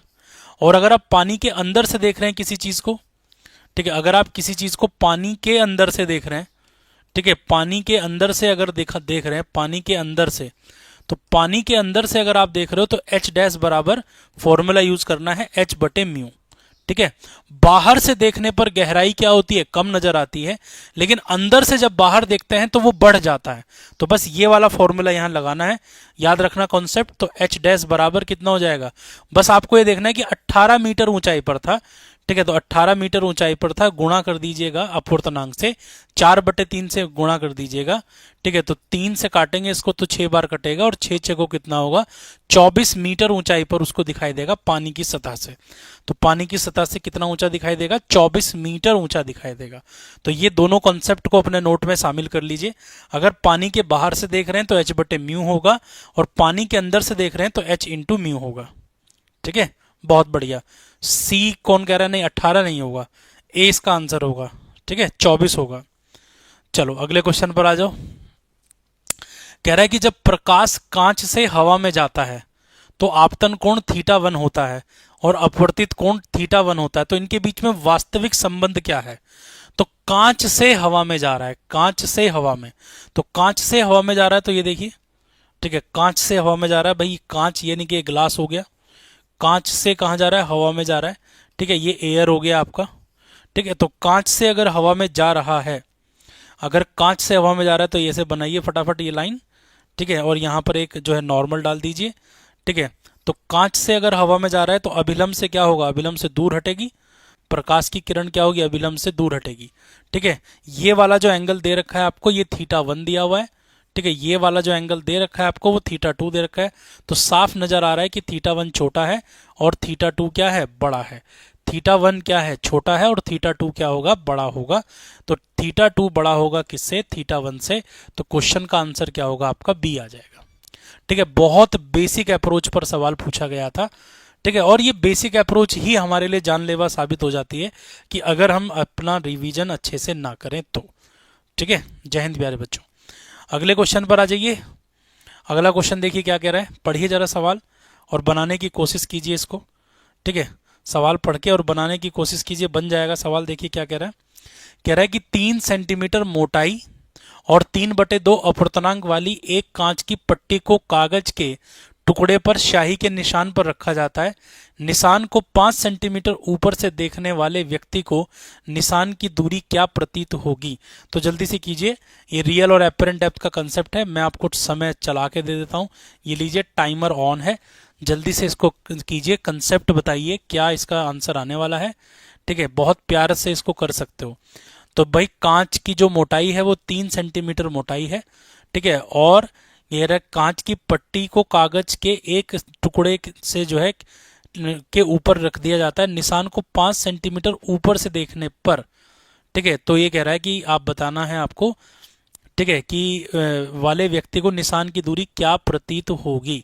तो ये आपको निकालना है, कैसे कैसे निकालोगे आप बताइए फटाफट, क्या करना होगा। बस यहाँ पर कांच की मोटाई आपको लेनी है कि कांच की मोटाई आपकी कितनी है, आदमी कितनी ऊपर से देख रहा है उसको लेकर जो है चिंता व्यक्त मत कीजिएगा। बस आपको ये देखना है कि कितना मोटा उसको दिखाई देगा। ठीक है, तो कहाँ पर दिखाई देगा उसको जो है, जल्दी से बताइए। निशान को 5 सेंटीमीटर ऊपर से देखने वाले व्यक्ति को निशान की दूरी क्या प्रतीत होगी। तो निशान की दूरी क्या प्रतीत होगी ये आपसे पूछा जा रहा है। ठीक है, तो बताइए फटाफट, डायग्राम भी बनाना है इसमें, एपरेंट डेप्थ का कंसेप्ट है। चलिए समय आपका समाप्त होता है, मैं आपको बना के देता हूं क्वेश्चन को। क्वेश्चन देखिए कुछ इस तरह का है कि एक जो है इस तरह का एक मोटा कांच ले लिया आपने, ठीक है, ले लिया जी, और इस मोटे कांच में 3 सेंटीमीटर जो है इसकी मोटाई ले ली। ये 3 सेंटीमीटर जो है मोटा हो गया। ठीक है, हम देख कहाँ से रहे हैं, निशान यहाँ पर है, ये इंक का जो ड्रॉप है वो यहाँ पर लगा हुआ है। ठीक है, इंक का जो ड्रॉप है वो यहाँ पर लगा हुआ है।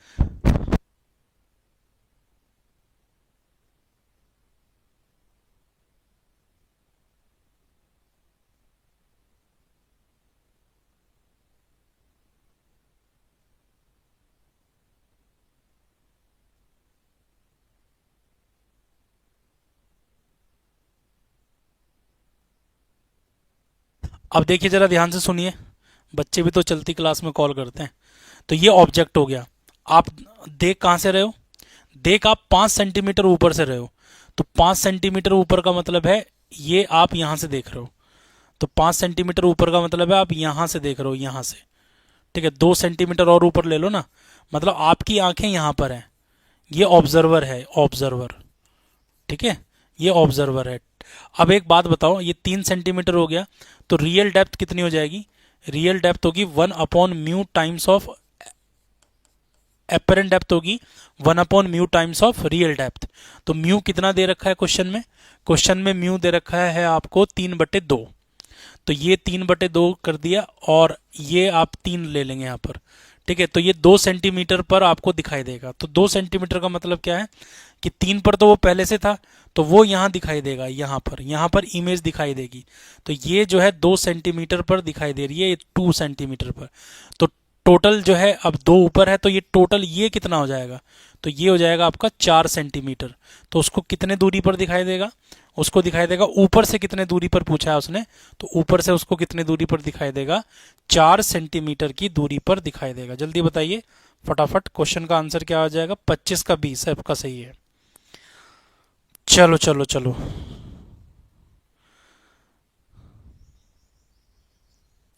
नेक्स्ट क्वेश्चन देखिए आगे।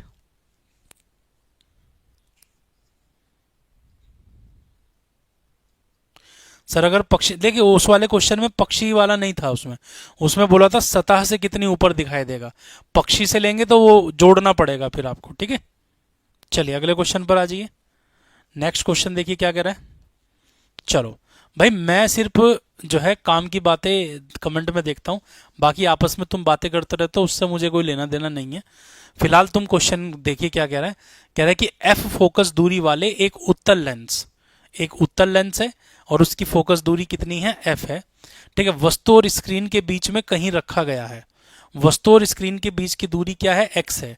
यदि लेंस द्वारा उत्पादित आवर्धन का संख्यात्मक मान m है, तो लेंस की फोकस दूरी क्या है? मैं डायग्राम बना के दे देता हूँ, थोड़ा सा दिमाग तुम्हें भी लगाना पड़ेगा, थोड़ा सा दिमाग तुम्हें भी लगाना पड़ेगा। ये कह रहा है कि एक स्क्रीन है, ये एक स्क्रीन हो गई, ठीक है। ये एक स्क्रीन हो गई, ये देखिए, ठीक है। और स्क्रीन, ये स्क्रीन हो गई, और ऐसे यहां पर जो है ये देखिए इस तरह से रखा हुआ है, ठीक है। ये देखिए यहां पर कोई ऑब्जेक्ट है, ठीक है। ये कोई ऑब्जेक्ट हो गया, वस्तु हो गई, ठीक है। अब इसके बीच में ये कह रहा है एफ फोकस दूरी का एक उत्तल लेंस किसी वस्तु और स्क्रीन के बीच में कहीं रखा है। तो वस्तु और स्क्रीन के बीच में कहीं पर भी रखा है, हमें नहीं पता कहां रखा है, तो ये रखा है यहां पर ऐसे। चलो अब क्वेश्चन में क्या कह रहा है? अब क्वेश्चन में ये क्या कहा जा रहा है आपसे? अब क्वेश्चन में ये कहा जा रहा है कि वस्तु और स्क्रीन के बीच की दूरी x है। वस्तु और स्क्रीन के बीच की दूरी, तो वस्तु और स्क्रीन के बीच की दूरी क्या है? x है। तो वस्तु और स्क्रीन के बीच की दूरी, ये दूरी को x दिया गया है। तो और उत्पादित आवर्धन का संख्यात्मक मान, यानी कि जो मैग्निफिकेशन प्रोड्यूस होता है वो m होता है। तो आपसे कह रहा है कि लेंस की फोकस दूरी क्या होगी? टाइमर स्टार्ट कर दिया जाता है। थोड़ा सा दिमाग लगाइए और बताने की कोशिश कीजिए मुझे कि इस क्वेश्चन का जो आंसर होगा वो क्या आ सकता है, ठीक है। चलो टाइमर ऑन है, अभी टाइमर चल नहीं रहा है, टाइमर ऑन है, तो जल्दी से करके बताओ, थोड़ा सा दिमाग लगाओ, बताओ क्या आंसर आ सकता है क्वेश्चन का। क्वेश्चन का आंसर क्या आ सकता है, जल्दी से बताओ, ठीक है। क्वेश्चन बहुत प्यारा है ये, इसको मजाक में नहीं लेना है, क्वेश्चन को मजाक में नहीं लेना है, ठीक है। क्वेश्चन बड़ा प्यारा है, बहुत अच्छा क्वेश्चन पूछा गया है आपसे, ठीक है। तो उसका संख्यात्मक मतलब मैग्निफिकेशन आपको क्या दिया हुआ है? m दे रखा है। मैग्निफिकेशन क्या दे रखा है? m दे रखा है। तो आराम से इस क्वेश्चन को करोगे तो बहुत जल्दी से आंसर तक पहुंच भी जाओगे आप, बहुत जल्दी से आंसर तक पहुंच जाओगे। पहले कोशिश करो कि क्या सवाल मैं यहाँ बना सकता हूँ, क्या मुझे इसका कंसेप्ट बनाना चाहिए, बस फिर इसको सॉल्व करना पड़ेगा आपको, ठीक है। एक इक्वेशन बनेगी, उस इक्वेशन को सॉल्व करके दिखाना पड़ेगा, ठीक है। चलो जल्दी से सोच लिया आपने, चलो अब इसके आंसर पर आते हैं कि क्या इसका आंसर होगा, ठीक है। चलो आंसर देखो किस तरह से निकालना है इस क्वेश्चन का आंसर। देखो सबसे पहले एक बात बताओ, सबसे पहले अगर एक बात बताओ तो ये जो है ये u होगा, ठीक है, और ये क्या होगा? v होगा। तो सबसे पहले एक बात बताओ, u और v का सम कितना दे रखा है आपको?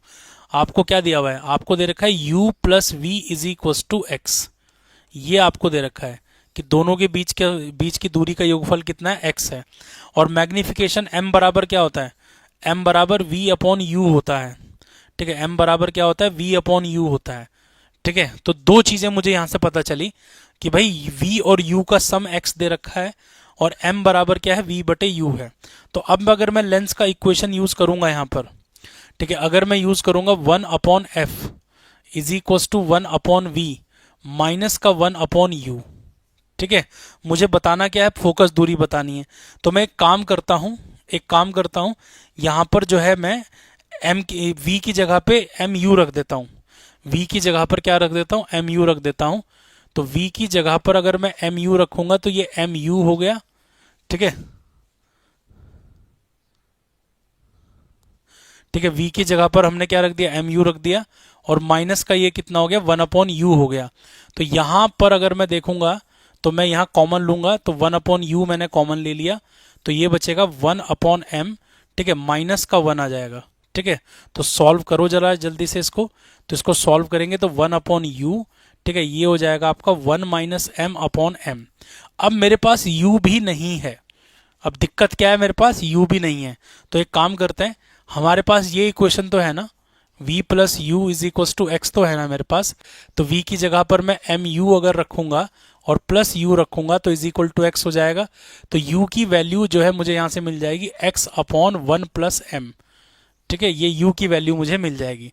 तो चलो मैं इसको रख देता हूं अब यहाँ पर, तो 1/f, ठीक है, u की जगह पर मैं क्या रख दूंगा, u की जगह पर मैं x/m+1 रख देता हूं, ये m+1 मैंने रख दिया, ठीक है, और ये कितना है 1 माइनस m और इंटू m तो चल ही रहा है, ठीक है। तो एक काम करो, इसको ऊपर भेज दो, ठीक है, तो 1/f, ठीक है, ये हो जाएगा आपका m+1, ठीक है, और नीचे क्या चल रहा है आपका x, और ऊपर क्या चल रहा है आपका 1 माइनस m, और नीचे क्या चल रहा है आपका m चल रहा है। तो इसको सॉल्व करेंगे जब हम, तो ऊपर क्या बनेगा, ऊपर बनेगा a माइनस बी का whole square, a square minus B square, तो m square minus 1 square minus 1 minus m square बन जाएगा, ठीक है, और नीचे क्या चल रहा है आपका, ये नीचे चल रहा है आपका mx। तो ऑप्शन देखो इस फॉर्मेट में कुछ है क्या, f हमें ऐसा दिया हुआ है, क्या हमें f ऐसा दिया हुआ है, m/1 माइनस m स्क्वायर, ठीक है, इंटू एक्स, क्या कोई ऐसा ऑप्शन है हमारे पास, ठीक है, ये रहा देखो, ये देखो m-1 का होल स्क्वायर, ठीक है, ये दे रखा है ठीक है, m/1 माइनस m का होल स्क्वायर, ऑप्शन देखो कि हमारा बन रहा है, होल स्क्वायर बन रहा है, होल स्क्वायर m-1 का होल स्क्वायर, mx/m-1 का होल स्क्वायर। चेक करो कहाँ गलती करी हमने, नहीं 1 माइनस m का स्क्वायर बन रहा है। एक बार चेक करो जरा कैलकुलेशन, एक बार कैलकुलेशन चेक करो, एक बार कैलकुलेशन चेक करो, कैलकुलेशन चेक करो, mx/1 माइनस m का होल स्क्वायर ही बनेगा, ठीक है। तो यहाँ ऑप्शन में कहीं ना कहीं गड़बड़ी लग रही है, इसका होल स्क्वायर तो नहीं बनेगा कहीं पर भी, तो ये ऐसा बनेगा ये, ठीक है, ये बनेगा आपका, यही आंसर आएगा m/1 माइनस, ठीक है, ये आंसर आपका ये आएगा mx/1 माइनस m का स्क्वायर, ये आंसर आएगा आपका, ठीक है। a नहीं होगा, m+1 का होल स्क्वायर नहीं बनेगा सर, फॉर्मूले में प्लस होगा, कहां पर, यहां पर, अच्छा u की वैल्यू हम डाल रहे हैं, तो u की वैल्यू को नेगेटिव, ना ना ना ना, रुक जाओ एक बार चेक करते हैं, रुक जाओ चेक करते हैं, v और u का संख्यात्मक मान जो है x था, तो मॉड u और मॉड, ठीक है, हमने ये कर दिया, कितना हो गया, x हो गया, और u की वैल्यू जो मैं डाल रहा हूं तो मुझे नेगेटिव में डालनी होगी, तो अगर मैं u को नेगेटिव डालूंगा तो ये भी माइनस हो जाएगा, ये माइनस हो जाएगा, u को माइनस डालूंगा तो माइनस, ये माइनस हो जाएगा, तो ये बना देगा उसको m-1, तब भी तो वही पंगा रहेगा, तब भी तो पंगा वही रहेगा। अगर इसको वेरीफाई करके भी देख लिया जाए, इसको वेरीफाई करके भी देख लिया जाए कि v प्लस, नहीं फॉर्मूले में तो माइनस रहेगा ना, क्योंकि लेंस है, तो लेंस के लिए तो हम नेगेटिव ही यूज करेंगे। एक बार चेक करते हैं दोबारा, रुक जाओ, अगर इसको ऐसे करें हम, जब हमें ये दिया है कि mod we plus mod you. ठीक है, ये हम लोगों को दे रखा है x। ठीक है, तो u का जो संख्यात्मक मान, और हमें ये भी दे रखा है कि जो m है, ठीक है, वो v अपॉन यू है। ठीक है, इसका संख्यात्मक मान दे रखा है। तो यहां से मैंने v की जगह पर एम यू निकाल लिया। v की जगह पर क्या निकाल लिया? एम यू निकाल लिया। ठीक है, तो इस तरीके से तब भी लगभग उतना ही बनेगा, तब भी लगभग उतना ही बनेगा। चलो चलो चलो, नहीं, फॉर्मूले में यहां पर प्लस तो मिरर के लिए होता है क्योंकि ये लेंस है। चलिए कोई बात नहीं, इस वाले क्वेश्चन पर आ जाओ जल्दी से। ये वाले क्वेश्चन पर आओ। ठीक है, देखो इस क्वेश्चन में ये बोला है कि दो समतल उत्तल लेंस को तीन अलग अलग तरीकों से रखा गया है। ठीक है, एक साथ जोड़ा गया है जैसा कि संलग्न चित्र में दिखाया गया है। तीनों मामलों में फोकस दूरी का अनुपात बताइए क्या होगा। देखो ये बात आप हमेशा याद रखना। क्या याद रखना? कि अगर कोई इस तरह का लेंस है हमारे पास, कोई इस तरह का लेंस है, अगर कोई लेंस है मेरे पास इस तरह का, और मैं उसको ऐसे काटता हूं, मैं उसको ऐसे काटता हूं, तो अगर इसकी फोकस दूरी को अगर मैं एफ ले रहा हूं, ध्यान समझिए, इसको मैं अगर एफ ले रहा हूं और फिर मैं इसको काटता हूं और काट के मैं अलग करता हूं, तो इसकी फोकस दूरी 2f हो जाती है। ठीक है, ये कंसेप्ट याद रखना हमेशा। तो अगर इसकी फोकस दूरी क्या होती है भाई, इस वाले की अगर f है तो इसकी क्या होगी? इसकी 2f हो जाएगी। ठीक है, और इसकी भी कितनी हो जाएगी? इसकी भी 2f हो जाएगी। अब आपने इसको कंबाइन करके रखा हुआ है, दोनों को एक साथ कांटेक्ट में रखा हुआ है, तो कांटेक्ट में रखा हुआ है तो इसकी कंबाइंड फोकल लेंथ क्या होगी? 1/2f। ठीक है, प्लस 1/2f। ठीक है, 1/2f हो जाएगी। तो अब मैं इसको सॉल्व करूंगा तो f की वैल्यू कितनी आएगी? f की वैल्यू तो f के बराबर ही आने वाली है। ठीक है, तो यानी कि इसकी कंबाइंड फोकस दूरी कितनी है भाई? इसकी कंबाइंड फोकस दूरी, इसकी टोटल जो है हमारी कितनी निकल रही है? इसकी टोटल हमारी f निकल रही है। ठीक है, और इसकी भी टोटल कितनी निकलेगी? 2f को कंबाइन करेंगे तो ये भी f निकलेगा। ठीक है, तो f तो भाई आंसर क्या आना चाहिए? जल्दी से बताओ। आंसर जो आना चाहिए आपका वो 1:1:1 आना चाहिए। ठीक है, तो क्वेश्चन का आंसर क्या होगा? तीनों बराबर होंगे। आपने काट के भले उनको ऐसे रख दिया है, लेकिन तीनों की फोकस दूरी का अनुपात क्या होगा? 1:1:1 होगा। ठीक है, हाँ, क्या कह रहा है? सीवी कह रहे हैं 1/f is equal to m+1 का स्क्वायर अपॉन xm।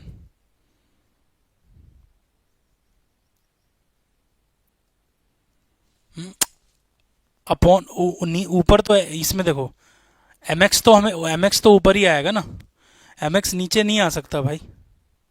अच्छा, 1/f कह रहे हैं, m+1 का होल स्क्वायर कह रहे हो। m+1 का होल स्क्वायर कैसे बना लोगे? m+1 का होल स्क्वायर कैसे बना लोगे? मेरे को समझ में नहीं आ रहा। यहाँ पर अगर आप प्लस साइन यूज करोगे तो वो तो मिरर के लिए हो जाएगा ना, तो u को नेगेटिव रखोगे ना, u को नेगेटिव रखोगे तो u यहाँ पर भी तो है। अगर u को आप नेगेटिव रखना चाह रहे हो तो u को आप वैल्यू के साथ उसको रखोगे ना, वैल्यू के साथ उसको रखोगे। चलो इसको चेक कर लेंगे एक बार, हम गलत कर रहे हैं या क्या गलत हो रहा है।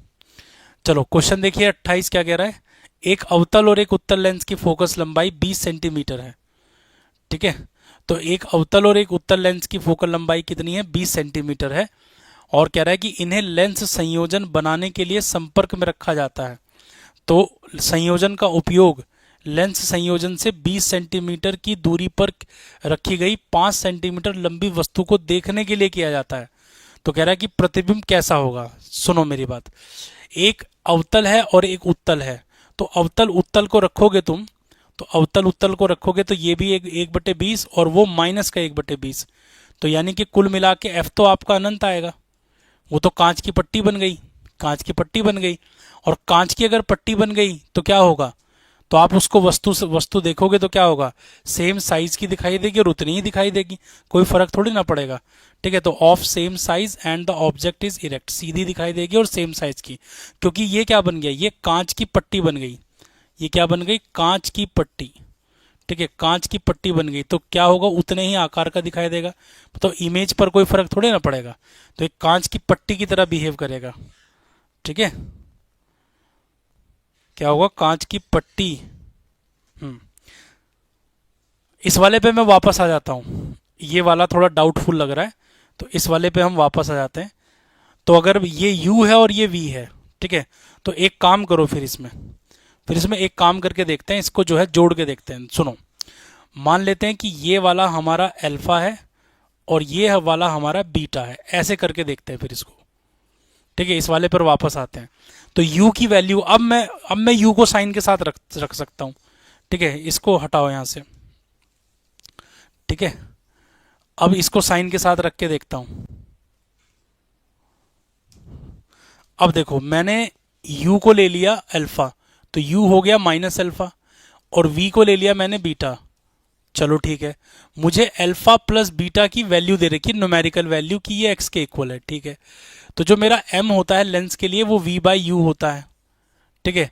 तो m कितना होता है मेरा, v बाई यू होता है। तो इसका संख्यात्मक मान मुझे m दे रखा है, ठीक है। तो मुझे यहां से पता चला कि v की जो वैल्यू होगी वो m u के बराबर होगी, ये पहली बात पता चल गई। अब मैं यहाँ पर यूज करता हूँ लेंस का इक्वेशन, तो 1/f is equal to 1/v। v की जगह पर मैंने बीटा रख दिया, और माइनस रखूंगा तो ये अल्फा रखूंगा। चेक करके देख लेते हैं एक बार, अल्फा बीटा लेके चेक करके देखते हैं। अब मुझे पता है कि v क्या है हमारा, तो अब ये कंडीशन मुझे दे रखी थी कि v जो है mu के बराबर है, यानी कि जो बीटा है मेरा वो मेरा m अल्फा के बराबर होगा। चलो ठीक है, ये रख के देखता हूँ। तो इसकी जगह पर मैंने रखा m अल्फा, तब तो हमारा आंसर शायद मैच कर जाएगा। तो ये हो जाएगा आपका अल्फा, ठीक है। तो इस कंडीशन में मैं जो है 1/अल्फा कॉमन ले लूंगा, ठीक है। तो ये कितना हो जाएगा आपका 1 + 1/m हो जाएगा फिर तो हमारा, ठीक है। अब अल्फा की जो वैल्यू है, ठीक है, अब अल्फा को मुझे हटाना पड़ेगा यहाँ से, क्योंकि मुझे आंसर किसके टर्म्स में देना है, आंसर तो मुझे किसके टर्म्स में देना है, आंसर मुझे x के टर्म्स में देना है। तो अब मैं यहाँ से यूज करूंगा, तो बीटा, तो अल्फा प्लस बीटा की जगह पर मैं m अल्फा रख दूंगा इज इक्वल टू x। तो यहाँ से मुझे अल्फा की वैल्यू मिल जाएगी x/1 + m, ठीक है। चलो ये ठीक है, तो यहाँ पर रखूंगा मैं जो है तो 1/f। तो इसकी जगह पर जब मैं वैल्यू रखूंगा तो ये x तो नीचे चला जाएगा और ये 1 + m ऊपर चला जाएगा, ठीक है। और ये कितना हो जाएगा ऊपर 1 + m, और नीचे क्या हो जाएगा m, ठीक है। ऐसे करने से आंसर मैच हो रहा है, ठीक है। तो f इज इक्वल टू कितना आ रहा है हमारा mx/1 + m का होल स्क्वायर, ठीक है। तो साइन के साथ मैं मतलब उसको अल्फा बीटा ले लेता हूँ, ठीक है। प्रॉब्लम क्या थी, प्रॉब्लम ये है कि ये संख्यात्मक मान है, यहां पर गड़बड़ हो रही थी। अब तो हमारा आंसर मैच कर रहा है mx/m + 1 का होल स्क्वायर, ठीक है। चलो आ जाओ जल्दी से अगले क्वेश्चन पर। कह रहा है कि यदि समतल उत्तल लेंस में उत्तल सतह की वक्रता त्रिज्या, समतल उत्तल, तो समतल उत्तल लेंस तो हमारा ये हो गया समतल, और फिर ये उत्तल हो गया, समतल उत्तल हो गया। तो समतल उत्तल में वक्रता त्रिज्या हमें कितनी दे रखी है, 10 सेंटीमीटर दे रखी है। तो पहला वाला तो फ्लैट है, तो R1 तो इन्फिनिटी हो जाएगा, और R2 हमारा नेगेटिव होगा, इसमें R2 नेगेटिव होगा, तो माइनस का 10 सेंटीमीटर ले लेंगे इसको हम लोग। तो कह रहा है कि लेंस की फोकस दूरी 30 सेंटीमीटर है, और इसकी जो फोकस दूरी है वो कितनी है, 30। तो कॉन्वेक्स है, उत्तल है, तो प्लस का 30 हो जाएगा, 30 सेंटीमीटर हो गया, ठीक है। तो लगाओ जरा लेंस मेकर फॉर्मूला लगाओ, 1/f is equal to mu minus 1, ठीक है। और ब्रैकेट कितना 1/r1 माइनस 1/r2, ये फॉर्मूला इसमें लगा देंगे। तो ये हो जाएगा 1/30, ठीक है। ये हो जाएगा आपका म्यू माइनस 1, और 1/r1, r1 तो मेरा इन्फिनिटी है, ठीक है। और ये मेरा प्लस हो जाएगा 1/10 हो जाएगा। तो काटूंगा इसको तो ये कट जाएगा, तो 1/3 यहाँ आ जाएगा, और ये म्यू माइनस 1 हो जाएगा, ठीक है। क्योंकि ये तो 0 बन जाएगा, ठीक है, क्योंकि 1/10 बन गया था ना ये। तो म्यू इज इक्वल टू कितना आ रहा है मेरा, इसको 1/3 प्लस का 1, तो ये मेरा 4/3 आ रहा है। तो म्यू कितना आ रहा है 4/3, 4/3 का मतलब है 1.33, तो ये आंसर आ जाएगा, ठीक है। 4/3 यानी कि 1.33 मेरा आंसर आ जाएगा, ठीक है। तो 29 का आंसर बताइए कितना आ रहा है, 4/3 आ रहा है। चलो अगले क्वेश्चन पर आओ, 30 पर आ जाओ।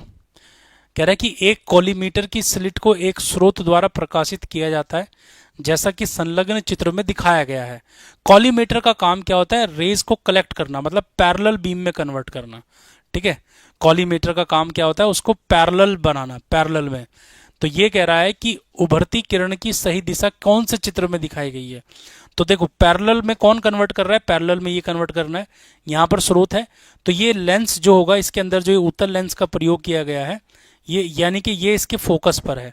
तो ये क्या करेगा, जब प्रकाश की किरणों को इस तरह से भेजेगा ये, तो प्रकाश की किरणें जब इस तरह से जाएंगी तो ये उसको पैरेलल में कन्वर्ट कर देगा, यानी कि समानांतर में कन्वर्ट कर देगा इस तरह से। तो यही आंसर आपका क्या होगा, सबसे सही होगा। तो कौन सा चित्र सही दिखाया गया है, तो चित्र नंबर 2 सही दिखाया गया है। तो चित्र नंबर 2 क्या है, पूरी तरीके से सही दिखाया गया है। ठीक है, तो कॉलीमेटर का काम क्या होता है, एक समानांतर किरण पुंज का को बनाना, ये उसका कार्य होता है। अगले क्वेश्चन पर आते हैं। 84 सेंटीमीटर फोकस दूरी का, ठीक है, 84 सेंटीमीटर फोकस दूरी का उत्तल लेंस। तो एफ की जो वैल्यू है वो 84 सेंटीमीटर प्लस में हो जाएगी। ठीक है, 84 सेंटीमीटर प्लस में हो जाएगी। 12 सेंटीमीटर फोकस दूरी के अवतल लेंस के साथ संपर्क में है। ठीक है, तो F2 कितना हो जाएगा, 12 सेंटीमीटर, तो माइनस का 12 हो गया। ठीक है, माइनस का 12 हो गया। तो संयोजन की शक्ति बताइए डायोप्टर में कितनी होगी। तो पहले कंबाइन निकाल लो इसका, है ना, तो 1/f करके निकाल लो इसको। तो 1/f इज इक्वल टू क्या हो जाएगा, 1/f1 प्लस 1/f2 हो जाएगा। तो इसकी वैल्यू रख दो यहाँ पर। तो 1/f, f1 की वैल्यू कितनी है, 84। ठीक है, और आपका क्या हो जाएगा, ये हो जाएगा आपका माइनस का 1/12। ठीक है, जरा सॉल्व करके बताओ कितनी आ रही है पावर, फटाफट।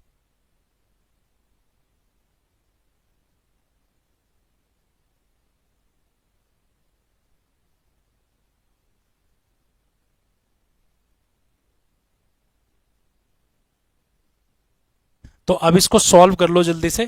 ठीक है, तो सॉल्व कर लिया होगा आपने। तो ये कितना आ गया, 84, इसका एलसीएम ले लोगे। ठीक है, तो 12 सत्ते 84, तो ये हो जाएगा 1 और यहाँ हो जाएगा आपका 7। ठीक है, तो यानी कि ये बचेगा आपका F is equal to minus का 84 बटे कितना, 6 आ जाएगा। ठीक है, पावर निकाल लो इसकी, P is equal to 100/F centimetre में है क्योंकि, तो इसकी मल्टीप्लाई कर दो यहाँ पर, माइनस ये हो जाएगा 100 और नीचे हो जाएगा 84 और ये 6 कहाँ चला जाएगा, ऊपर। सॉल्व करके बताओ कितना आ रहा है। 2 से काटोगे तो 2 से 3 बार कट जाएगा, 2 चको 8 और 2 दूनी 4। ठीक है, फिर 2 से काटेंगे तो ये 50 बार कट जाएगा और 2 से काटेंगे तो ये कट जाएगा 21 बार। ठीक है, 3 सत्ते 21 हो जाएगा फिर। ठीक है, कैसे बच्चों जैसे कैलकुलेशन कर रहा हूँ, -50/7, -50/7 डायप्टर आ जाएगा। सी आपका आंसर होगा, -50/7। ठीक है, सबका आंसर सी आ रहा है, बहुत बढ़िया। चलो अगले क्वेश्चन पर आ जाओ। कह रहा है कि अपवर्तनांक 1.5 वाले एक पतले उत्तल लेंस, ठीक है, अपवर्तनांक कितना है, 1.5 वाले एक पतले उत्तल लेंस की वायु में फोकस दूरी 15 सेंटीमीटर है। यानी कि इसकी हवा में फोकस दूरी कितनी है, 15 सेंटीमीटर है। लेंस को 4/3 वाले द्रव में डुबाया जाता है। ठीक है, तो क्या होगा, तो फॉर्मूला देखिए क्या होता है। फॉर्मूला होता है 1/f एयर, ठीक है, इज इक्वल टू क्या होता है, ये होता है a म्यू जी, ठीक है, -1, और ये होता है आपका ब्रैकेट 1/r1 -1/r2 होता है। ठीक है, लिक्विड में जब आप इसको ले जाओगे, ठीक है, वाटर में ले जाओगे, पानी में ले जाओ इसको, ठीक है, द्रव में ले जाओ। ठीक है, तो लिक्विड में क्या हो जाता है, ये हो जाता है L म्यू जी -1, और ये हो जाता है ब्रैकेट 1/r1 -1/r2। ठीक है, तो अब जब इसको बटे करेंगे तो इसको इससे डिवाइड करेंगे तो FL ऊपर चला जाएगा। ठीक है, F एयर नीचे आ जाएगा। ठीक है, क्योंकि मैंने क्या किया, मैंने इसको इससे डिवाइड किया है, तो ये हो जाएगा A म्यू जी -1। ठीक है, फॉर्मूला बार बार याद रखिएगा, A म्यू जी -1 और नीचे क्या हो जाएगा, L म्यू जी। तो L म्यू जी को लिख सकते हैं A mu g upon A mu L और माइनस का 1, ऐसे कर दीजिए। तो बस अब आपको ये अपवर्तनांक दिया हुआ है, तो ये 1.5 माइनस का 1। ठीक है, और ये A म्यू एल ऊपर चला जाएगा, वो 4/3 ऊपर भेज दो, 4/3 ऊपर भेज दो, और नीचे क्या बचेगा, A म्यू जी यानी कि 1.5 और -1/4/3। तो इसको सॉल्व करेंगे तो इसको लिख सकते हैं 3/2, तो 3/2 में से एक गया तो कितना बचेगा, 1/2 आ जाएगा यहाँ पर। ठीक है, ये हो जाएगा 4/3। ठीक है, नीचे देखो ये हो जाएगा आपका 1/2, ठीक है, माइनस का 4/3। ठीक है, सॉल्व करेंगे तो देखो ऊपर तो 4 बचेगा, ठीक है, और नीचे हो जाएगा 4 या तीन, तीन और ये कितना बचेगा आपका माइनस का, ठीक है, ये बचेगा तीन और ये हो जाएगा आपका चार दूनी आठ, चार दूनी आठ, ठीक है। तो कुल मिला के बात ऐसी है, माइनस में आ रहा है आंसर, तो ये तीन हो गया और ये कितना हो गया आपका चार बटे, ठीक है, तीन और ये कितना आठ, तो पाँच आ जाएगा यहाँ पर, पाँच बचेगा फिर यहाँ पर, क्योंकि वो छः तो कट ही गया, लेकिन ये माइनस के साथ आ रहा है। तो क्या इसका अपूर्णांक बड़ा है, क्या इसका अपूर्णांक द्रव का अपूर्णांक बड़ा है, तो ये 1.33 आ रहा है ना, ना कुछ तो गड़बड़ कर रखी है मैंने। कुछ ना कुछ तो गड़बड़ कर रखी है।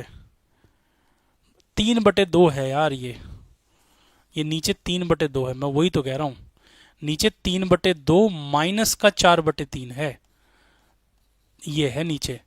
तो तीन दूनी छः तो कट ही जाएगा, ऊपर चार बचेगा और नीचे तीन तिया नौ, चार दूनी आठ, ये चार गुना हो जाएगा ये, ठीक है, चार गुना हो जाएगा। तो एफ एल जो आएगा हमारा वो चार गुना आएगा किसका, एफ एयर का। तो एफ एयर है कितना, एफ एयर था हमारा 15, तो चार गुना गया 15, तो 15 चौके 60 बचेगा, ये 60 सेंटीमीटर आएगा द्रव के अंदर, डी आएगा इसका आंसर, ठीक है। हाँ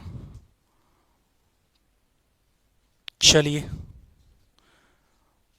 नहीं यहाँ मिस्टेक कर दी मैंने, ये 1.5 को 3/2 लिखना था मुझे, ठीक है। चलो अगले क्वेश्चन पर आ जाओ। कह रहा है कि प्रकाश के स्रोत और दीवार के बीच एक लेंस को रखा जाता है, यह दीवार पर अपनी दो अलग अलग स्थितियों के लिए क्षेत्र A1 और क्षेत्र A2 की छवि बनाता है, स्रोत या प्रकाश का क्षेत्र कितना होगा। बहुत अच्छा सवाल है, ठीक है, लगाओ इसमें दिमाग जरा, क्या हो सकता है इसका आंसर, ठीक है, गैस करो, फिर मैं आपको कंसेप्ट बताता हूँ। टाइमर आपके लिए ऑन कर दिया गया है, जल्दी से बताओ क्या हो सकता है इसका आंसर, ठीक है, बताओ जल्दी से आंसर बताओ क्या हो सकता है, जल्दी से बताओ, फटाफट बताओ, फिर मैं आपको एक कंसेप्ट बताऊंगा, ठीक है। दो अलग अलग स्थिति में अगर कोई लेंस जो है प्रतिबिंब बना रहा है, ठीक है, तो फिर मैं उसका कंसेप्ट आपको बताऊंगा। चलिए फटाफट सोच लीजिए, चलो समय हुआ खत्म, समय समाप्त हो गया। जरा देखो कंसेप्ट क्या है, मान लो, ठीक है, ये कोई दीवार है, ठीक है, तो पहले आपने क्या किया, पहले आपने इस स्थिति पे रखा, मतलब जो दर्पण आपने रखा, तो ऑब्जेक्ट तो हमारा फिक्स रहेगा यहाँ पर, ठीक है। मान लो पहले लेंस आपने कहाँ रखा, मान लो पहले आपने लेंस को यहाँ रखा, इसके करीब रखा, तो इसके करीब रखा तो प्रतिबिंब क्या बना, I1, ठीक है, मतलब उसकी जो ऊंचाई बनी वो कितनी बनी, I1 बनी। फिर आपने क्या किया अगली कंडीशन में, क्योंकि दो दो अलग अलग पोजीशन पे आप जो है क्या कर सकते हो, दो अलग अलग पोजीशन पर आपका यहाँ इमेज बनेगा। तो इस बार आपने क्या किया, इस बार आपने थोड़ा सा, ठीक है, इस बार आपने थोड़ा सा जो है, जो आपका लेंस है उसको खिसका लिया यहाँ पर, ठीक है, ये ऑब्जेक्ट था हमारा, लेंस को आपने इस बार यहाँ पर खिसका लिया, इस जगह पर खिसका लिया यहाँ पर, ठीक है, तो ऑब्जेक्ट के करीब ले आए। तो मान लो इस बार जो आपका इमेज बना वो I2 बना, तो दो अलग अलग पोजीशन पर अगर लेंस क्या कर रहा है, स्क्रीन पर जो है इमेज बना रहा है, तो कंसेप्ट याद रखना, ऑब्जेक्ट की हाइट जो होती है, ठीक है, हाइट मतलब जो O होता है, ऑब्जेक्ट की जो हाइट होती है वो √I1 I2 के बराबर होता है, ये बात याद रखिएगा, I1 I2 के बराबर होता है, ठीक है। तो यहीं से कंसेप्ट निकल के सामने आता है कि जो सोर्स होगा उसका जो एरिया होगा, उसका एरिया क्या होगा, वो पहले वाले का एरिया और दूसरे वाले एरिया के मल्टीप्लाई का स्क्वायर रूट होता है। तो ये कंसेप्ट सबको याद रखना है, ये एक्सपेरिमेंटल रिजल्ट है, इसको याद रखना है। तो आंसर क्या आएगा आपका, √A1 A2 आएगा, आंसर क्या निकल के आएगा, √A1 A2 आएगा, ठीक है। तो क्वेश्चन का आंसर क्या हो रहा है, सी, बी नहीं होगा, सी होगा, ठीक है। ये जितनी भी चीजें मैं बता रहा हूं इनको नोट कर लो, क्या पता आपसे यही पूछ ले वो कि इस स्थिति में इतने हाइट का इमेज बनता है, तो बताओ दूसरी स्थिति में क्या बनेगा। तो ये फॉर्मूला याद होना चाहिए ना आपको कि O = क्या होता है, √I1 I2 होता है, ठीक है। चलो अगले क्वेश्चन पर आ जाओ। कह रहा है कि यदि किसी उत्तल लेंस के केंद्रीय भाग को काले कागज से लपेट दिया जाए, मतलब ये एक कॉन्वेक्स लेंस है, इसके मिडल पार्ट को तुमने ब्लैक कर दिया, काला कर दिया, तो क्या होगा? तो याद रखना, इमेज तो वहीं पर बनेगी लेकिन इंटेंसिटी क्या होगी, कम हो जाएगी। तो आंसर देखिए, नो इमेज ना, the full image will form but it will be less bright, ये आंसर होगा कि भाई इसकी जो ब्राइटनेस होगी वो कम हो जाएगी, क्योंकि आपने इसका कुछ हिस्सा क्या कर दिया है, कुछ हिस्सा आपने इसको काला कर दिया है। ठीक है, तो इमेज तो पूरी बनेगी लेकिन वो क्या होगी, लेस ब्राइट बनेगी, यानी कि उसकी जो तीव्रता होगी वो कम होगी, वो उतनी ज्यादा नहीं रहने वाली है। ठीक है, चलो अगले क्वेश्चन पर आ जाओ। ठीक है, क्वेश्चन नंबर 35। ठीक है, क्वेश्चन नंबर 36। ठीक है, 38। देखो बहुत सारे सवाल हैं, 40 सवाल हैं। ठीक है, तो ये वाला मैं आपको होमवर्क देता हूँ क्योंकि ये अच्छा क्वेश्चन है। इसमें देखता हूँ कितने लोगों का दिमाग चलेगा। ठीक है, इसको आप मुझे कमेंट करके जरूर बताएंगे, और नहीं अगर आपसे हुआ तो मुझे आप बताइएगा, मैं आपको इसका कंसेप्ट बताऊंगा। ठीक है, मैं आपको इसका कंसेप्ट बताऊंगा, क्या इसका कंसेप्ट होगा। ठीक है, और ये वाला क्वेश्चन देखो क्या कह रहा है, समतल उत्तल लेंस का अपवर्तनांक 1.6 है। समतल उत्तल का मतलब हो गया समतल उत्तल। ठीक है, तो इसका अपवर्तनांक कितना दे रखा है, 1.6 दे रखा है। तो वक्र पृष्ठ की त्रिज्या 60 दे रखी है। ठीक है, तो समतल उत्तल में R1 तो इन्फिनिटी होता है और R2 यहाँ नेगेटिव होता है, तो R2 हो गया माइनस का 60 सेंटीमीटर हो गया। तो अब आपसे पूछ रहा है कि फोकस दूरी ज्ञात कीजिए। लगाइए lens maker formula, 1/f is equal to mu minus one bracket 1/R1 minus का 1/R2, ये सूत्र लगा दीजिए। तो 1/f, तो ये हो जाएगा 1.6 माइनस 1, तो 0.6 आ जाएगा यहाँ पर। ठीक है, ये वाला तो इन्फिनिटी हो जाएगा और ये प्लस का 60 हो जाएगा। ठीक है, तो सॉल्व करेंगे इसको, तो 1/f, तो ऊपर आ जाएगा 6, नीचे हो जाएगा कितना आपका 600। ये काटेगा इसको कितनी बार, 100 बार काट देगा। तो f की जो वैल्यू आ रही है वो कितनी आ रही है, प्लस का 100 सेंटीमीटर आ जाएगी।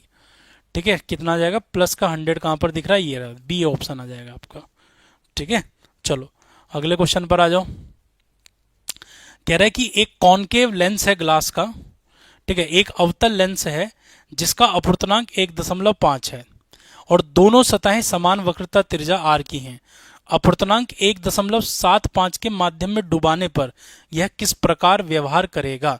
तो देखो ध्यान से समझो, लेंस का अपवर्तनांक अगर द्रव के अपवर्तनांक से छोटा है तो व्यवहार तो वो ही रहेगा। मतलब ये अभी भी जो है, क्योंकि अवतल था तो डाइवर्जिंग रहेगा, तो आंसर या तो सी होगा या आंसर डी होगा, क्योंकि व्यवहार तभी बदलता है जब द्रव का अपवर्तनांक ज्यादा होता है। अब हमें ये देखना है कि भाई ये आंसर में से कौन सा सही है। तो हम अभी अभी हमने फॉर्मूला पढ़ा था। ठीक है, F liquid upon F air, F liquid upon F air क्या होता है, फॉर्मूला याद करोगे, ए म्यू जी माइनस वन, ए म्यू जी माइनस वन, और ये होता है ए म्यू एल, और नीचे क्या होता है, नीचे होता है ए म्यू जी। ठीक है, माइनस ए म्यू एल। तो सारी वैल्यू को उठा के रख दो यहाँ पर। ठीक है, सारी वैल्यू को उठा के यहाँ पर रख दीजिए। ठीक है, तो अभी हमें फोकल लंबाई निकालनी पड़ेगी इसकी, तो F L upon F air, F L upon F air. ठीक है, तो हमें ये नहीं पता कि एफ एल कितना था, तो ए म्यू जी कितना दे रखा है, ए म्यू जी 1.5 दे रखा है, तो ये 0.5 यहाँ पर आ जाएगा।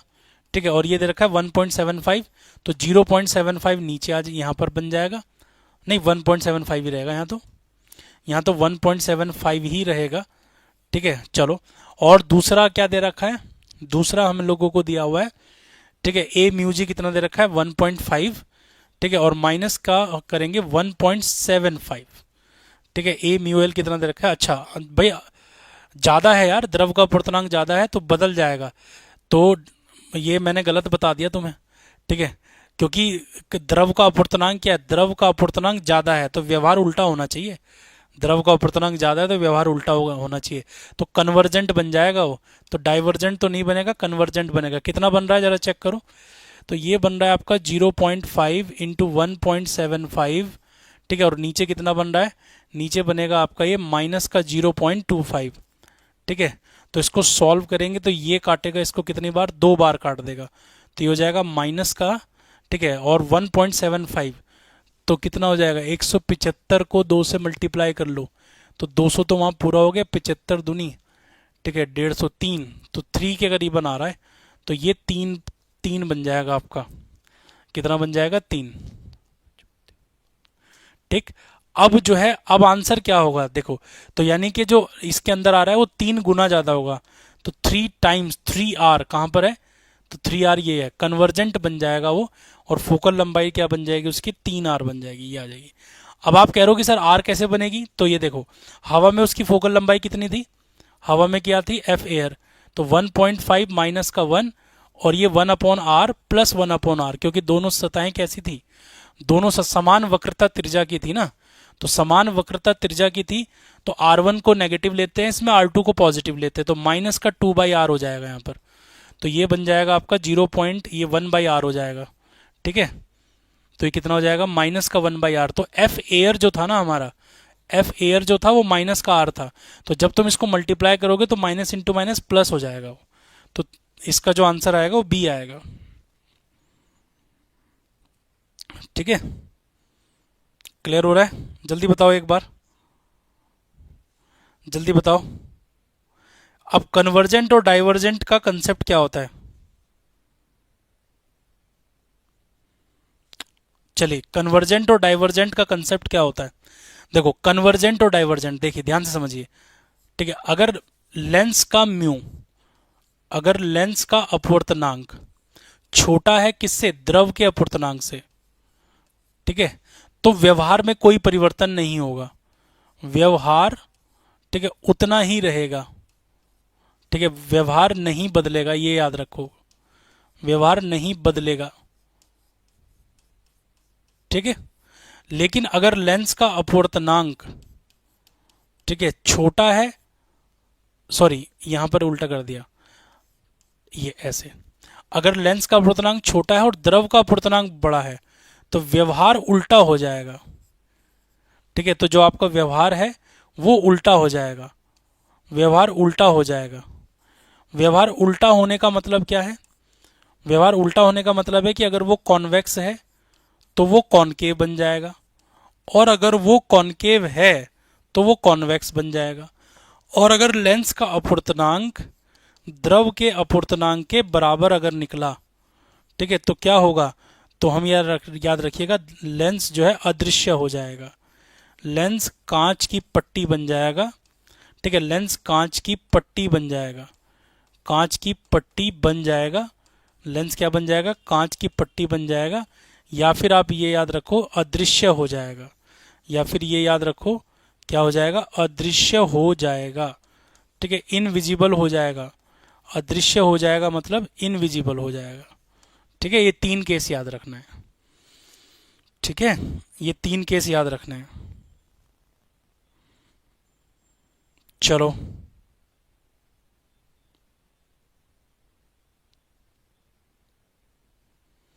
क्लियर है, तो ये क्वेश्चन जो है आप मुझे 38 क्या कह रहा है, देखो यदि किसी लेंस को मुख्य अक्ष के लंबवत 2 टुकड़ों में काट दिया जाए, मुख्य अक्ष के लंबवत, तो ये मुख्य अक्ष कौन सी है, ये मुख्य अक्ष है, इसके लंबवत काटा गया है, इसके लंबवत मतलब ऐसे काट दिया आपने इसको, ऐसे इसके लंबवत काट दिया, तो क्या होगा, तो लंबवत काटने पर ये लेंस ऐसे निकल के सामने आएगा, लंबवत काटने पर ऐसे ऐसे निकल के सामने आएगा। तो याद रखना कि अगर इसकी फोकस दूरी f थी तो इसकी फोकस दूरी क्या हो जाती है, 2f हो जाती है। तो कह रहा है कि छवि की तीव्रता, हाँ, तो तीव्रता पर कोई फर्क नहीं पड़ेगा, तीव्रता पर कोई प्रभाव नहीं पड़ता है ऐसे काटने पर, तीव्रता पर कोई प्रभाव नहीं पड़ता। तीव्रता पर प्रभाव कब पड़ता है, तीव्रता पर प्रभाव पड़ता है जब आप ऐसे काटते हो, ठीक है। अगर आप ऐसे काटते हो तो ऐसे करने से क्या होगा, फोकस दूरी पर कोई प्रभाव नहीं होगा, ठीक है, फोकस दूरी पर कोई प्रभाव नहीं होगा, तीव्रता घट जाएगी, फोकस दूरी पर कोई प्रभाव नहीं होगा, ठीक है, और लेकिन क्या होगी, तीव्रता घट जाएगी, ऐसे काटने पर, ऐसे काटने पर क्या होगा, तीव्रता घट जाएगी, ठीक है। ये बात याद रखना सब लोग, ठीक है, ये कंसेप्ट याद रखना, बहुत इंपॉर्टेंट कंसेप्ट है। तो 2 क्वेश्चन आपको दे रहा हूं मैं, होमवर्क खुद बनाइएगा और फिर मुझे बताइएगा, ठीक है।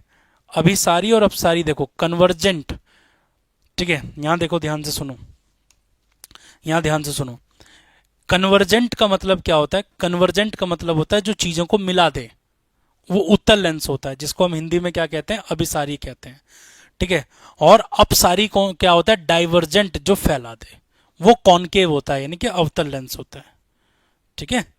चलिए, तो आज की क्लास में इतना ही। कल हम पढ़ेंगे वेव ऑप्टिक्स। ठीक है, तो वेव ऑप्टिक्स में आप सभी का स्वागत किया जाएगा। ठीक है, और कल मैं यंग डबल स्लिट एक्सपेरिमेंट पे ज़्यादा फोकस रखूंगा, क्योंकि वहाँ से सवाल जो है बहुत ज़रूरी बनता है। तो आज की कक्षा में इतना ही प्यारे दोस्तों। जय हिंद, जय भारत।